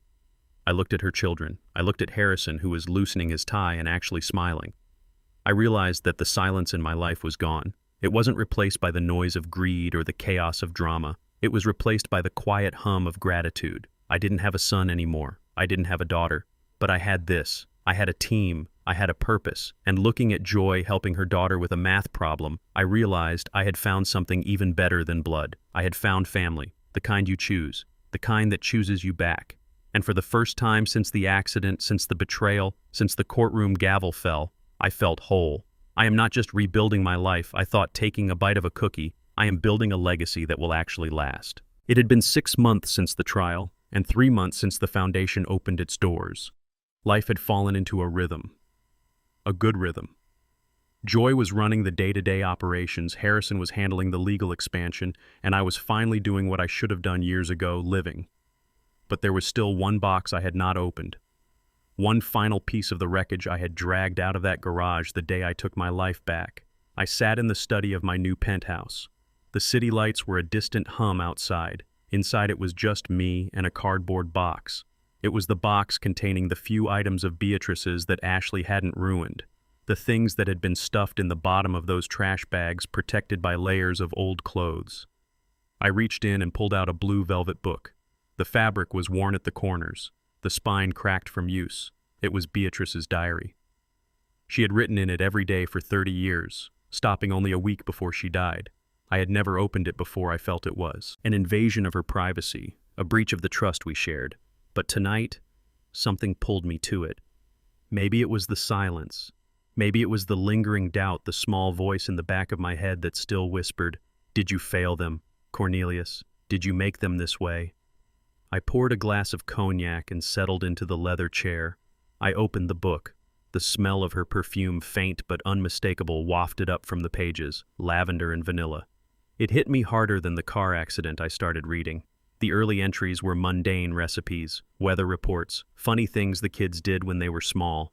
Darius caught a frog today. He was so proud. Nia drew a picture of us. She says, "I look like a princess." I smiled, tears pricking my eyes. We were happy then. We were struggling, but we were happy. But as I turned the pages, as the years went by, the tone changed. The handwriting became more jagged, more hurried. I skipped ahead to the last year of her life. 10 years ago, the year the cancer came back. The year the children were supposed to be stepping up. January 12th, the entry read, "Darius came by today. He didn't ask about the doctor. He didn't ask how I was feeling. He asked if we had thought about reverse mortgaging the house. He says he needs capital for a business idea. I told him no. He got angry." Cornell. He looked at me with such hate. I didn't tell Cornell. I don't want to break his heart. My hand shook. I took a sip of the drink. March 4th. Nia called. She needs rent money again, I told her. I sent it last week. She screamed at me. She said I was selfish. She said I was dying anyway, so why was I holding on to the money? I hung up on her. I cried for an hour. I told Cornell I was crying because of the pain, but it was not the cancer. It was her. I gripped the book tighter. My knuckles turned white. They had been abusing her. They had been bleeding her dry while she was fighting for her life, and she had protected me from it. She had swallowed their poison, so I wouldn't have to taste it. I turned to the final entry dated 2 weeks before she passed, May 15th. I went to see Harrison today. I didn't tell Cornell. He thinks I went for a checkup. I didn't. I went to change my will. I froze. I stopped breathing. I know Cornell loves them, she wrote. He sees the babies he held. He doesn't see the vultures they have become, but I see them. I see the way Ashley looks at the silver. I see the way Brad calculates the value of the furniture. And I see Darius and Nia waiting, just waiting for me to stop breathing. I cannot let them destroy him. Cornell is strong, but he is blind when it comes to family. He will give them everything. He will try to save them until he drowns. I have to be the bad guy. One last time I signed a codicil today. It separates my half of the assets. It puts everything into a blind trust, accessible only by Cornell for his lifetime. If he dies, it goes to charity. The children get nothing. Not a cent. Not the house. Not the savings. I disinherited them. Cornell, I am so sorry I didn't tell you, but you would have tried to talk me out of it. You would have said they can change, but they won't change. They are broken, and I won't let them break you. A folded piece of paper fell out of the back of the diary. It was a copy of the document stamped and notarized by a lawyer who had retired years ago, a partner of Harrison's firm. I picked it up. It was real. She had done it 10 years ago while I was working double shifts to pay for her treatment. She was sneaking out to protect my future. I put the paper down and sobbed. It was a guttural sound, a release of 10 years of guilt. For months, I had been torturing myself, thinking I had been too hard, thinking I had failed as a father, thinking that maybe if I had done something different, they would be better people. But Beatrice knew. Beatrice saw it a decade ago. She saw the rot before I did, and she had loved me enough to lie to me. She had loved me enough to carry the burden of their betrayal to her grave just so I could have a few more years of peace, just so I could keep my illusions a little longer. I wasn't wrong. I wasn't cruel. I was just late. She had been protecting me from the other side, the foundation, the money, the house. It was all safe because she had locked the doors 10 years ago. I had just been standing guard over an empty vault, thinking I was the only one who knew the combination. I looked at her handwriting one last time. Cornell is strong, she had written. I wiped my face. I poured the rest of the cognac into the fireplace. The flames hissed and jumped. I stood up, walking to the hearth. I held the diary in my hands. It was her voice. It was her soul. But it was also a record of pain, a record of a mother's heart, breaking in slow motion. I didn't need the book to remember her. I had the foundation. I had the work. I had the memories of the good years. The years before, the greed took over. I didn't want to keep her pain. I wanted to set it free. I tossed the diary into the fire. The blue velvet caught instantly. The pages curled and blackened, turning to ash and smoke. The secrets, the sorrow, the protection. It all went up the chimney, rising into the night sky. I watched it burn until there was nothing left but embers. I walked out onto the balcony. The city was spread out before me, a carpet of diamonds. The wind was cool on my face, drying the tears. I looked up at the moon. It was full bright and watchful. "You were always right, B," I whispered into the wind. "You were always the smart one." I felt a lightness in my chest that I hadn't felt in years. The doubt was gone. The guilt was gone. I had not failed my family. My family had failed us. And Beatrice and I, we had survived. We had won. I went back inside and closed the door. The room was warm. The future was open. I had work to do. And for the first time, I knew I wasn't doing it alone. She was with me in every decision, in every scholarship, in every person we helped. I slept soundly that night. The sleep of a man who has finally heard the truth and found it was exactly what he needed to hear. 5 years is a long time. It is enough time for a sapling to become a shade tree. It is enough time for a broken bone to knit stronger than it was before. And it is enough time for a man to be reborn. I sat on the terrace of a villa in Santorini overlooking the Aegean Sea. The water was a shade of blue that did not look real, deep and endless like the ink in a fountain pen. I was 78 years old. My hair was completely white now, shimmering in the Mediterranean sun. My knees were a little stiffer in the mornings, and I needed reading glasses to see the menu. But inside, I felt younger than I had at 60. Behind me, I heard laughter. It was Joy and her children who were not children anymore. The boy was 17, tall and lanky, interning with the Foundation's engineering team. The girl was 15, sketching the coastline in a notebook. They called me Uncle Cornell. Now, not Mr. Washington. They were my family, not by blood, but by the bond of shared survival. We were here for the opening of a new vocational school.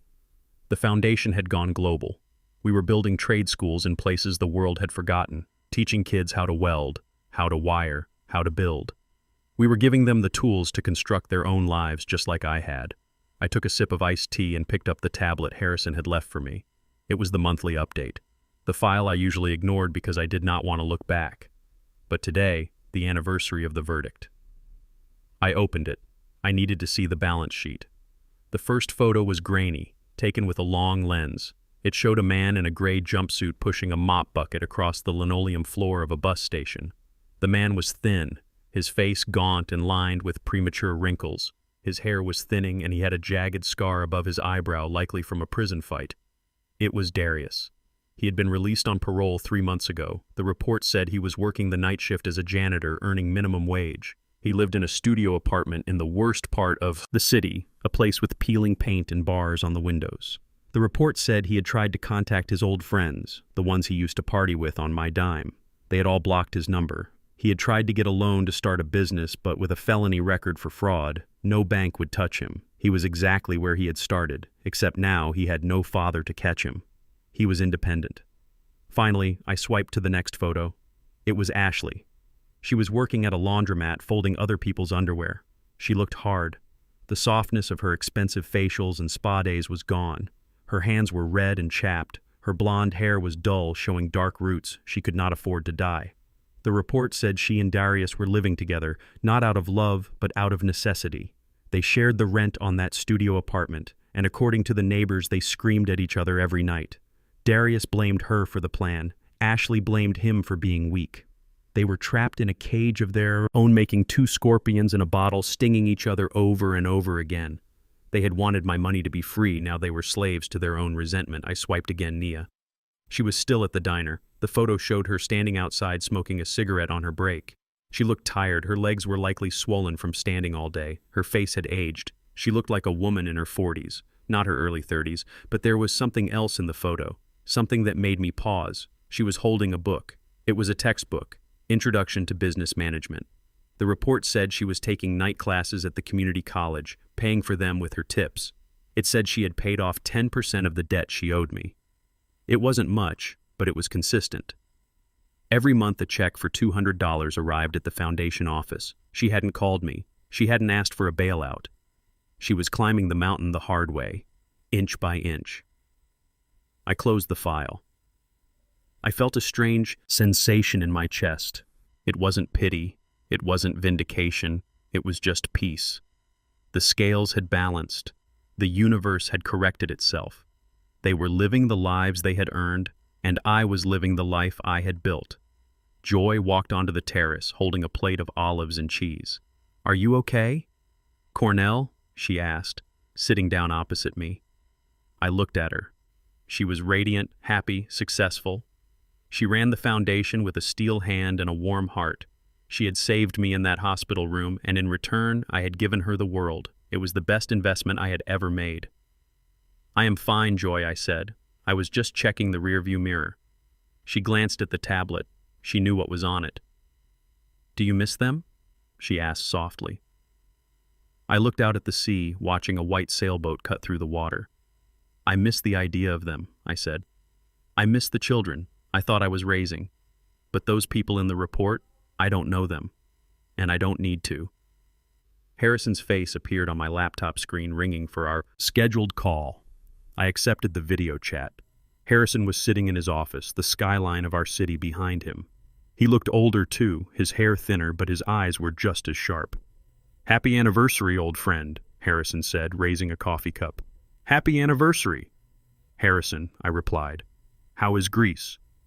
"It is bright," I said. "It is very bright." Harrison leaned into the camera, his expression turning serious. "I saw the report, Cornell. Do you want to do anything about it? Naya is trying. Do you want to maybe send a small—" "No." I cut him off gently. "Not yet. Let her climb, Harrison. If I carry her up the mountain, she will never have strong legs. Let her finish the degree. Let her pay the debt. Then maybe we will have coffee. But not today." Harrison nodded, understanding. "You are a tough old bird." "I learned from the best," I said. I looked at the ocean, the vast expanse of water that separated me from my past. "You know, Harrison," I said, leaning back, feeling the sun on my face. "I used to think my legacy was the buildings. I used to think it was the trust funds and the bank accounts. I thought I failed because I couldn't leave my empire to my son. I looked at Joy laughing with her kids, but I realized something I said." "What is that?" Harrison asked. "A man's life is not measured by what he leaves in a bank account," I said. "It is not measured by the real estate or the gold bars buried in the yard. It is measured by what he carries in his heart when he goes. It is measured by the people who will actually miss him when he is gone." I took a deep breath, filling my lungs with the salty air. "I am light, Harrison. I don't carry the weight of their greed anymore. I don't carry the fear of being used. I just carry this view, this peace, the knowledge that I did the right thing. I am very light, old friend." Harrison smiled, and I saw a tear glint in his eye. "You earned it, Cornell. Enjoy the view." I hung up. I sat there for a long time watching the sun dip below the horizon, turning the sea into liquid gold. It was real gold, not the fool's gold my children had dug for. It was the gold of a day well spent. I closed my eyes and I saw Beatrice. She was smiling. She was young again, wearing the blue dress I had saved from the trash. "We did it, B," I whispered. "We made it." I was 78 years old. I had no heirs of my blood, but I had a family of my spirit. I had lost everything to find everything. And as the stars began to come out over Santorini, I knew that this was the only ending that mattered. We spend our lives building castles for our children, hoping they will shelter us when the storms of old age arrive. But sometimes we build monsters instead of sanctuaries. I learned that loyalty isn't inherited through DNA, it is proven through action. Do not fear the loneliness of an empty house. Fear the crowded room full of people who only love your wallet. True family are those who stand by your hospital bed when the money runs dry. Protect your dignity, first, your assets, second, and never apologize for surviving the betrayal of those you once carried in your arms. If you enjoyed this story and want to hear more about how to stand up for yourself when the world tries to knock you down, please hit that like button and subscribe to the channel. Let me know in the comments if you have ever had to make a tough choice to protect your own peace. I read every single one. Until next time, stay strong and remember your worth is not negotiable.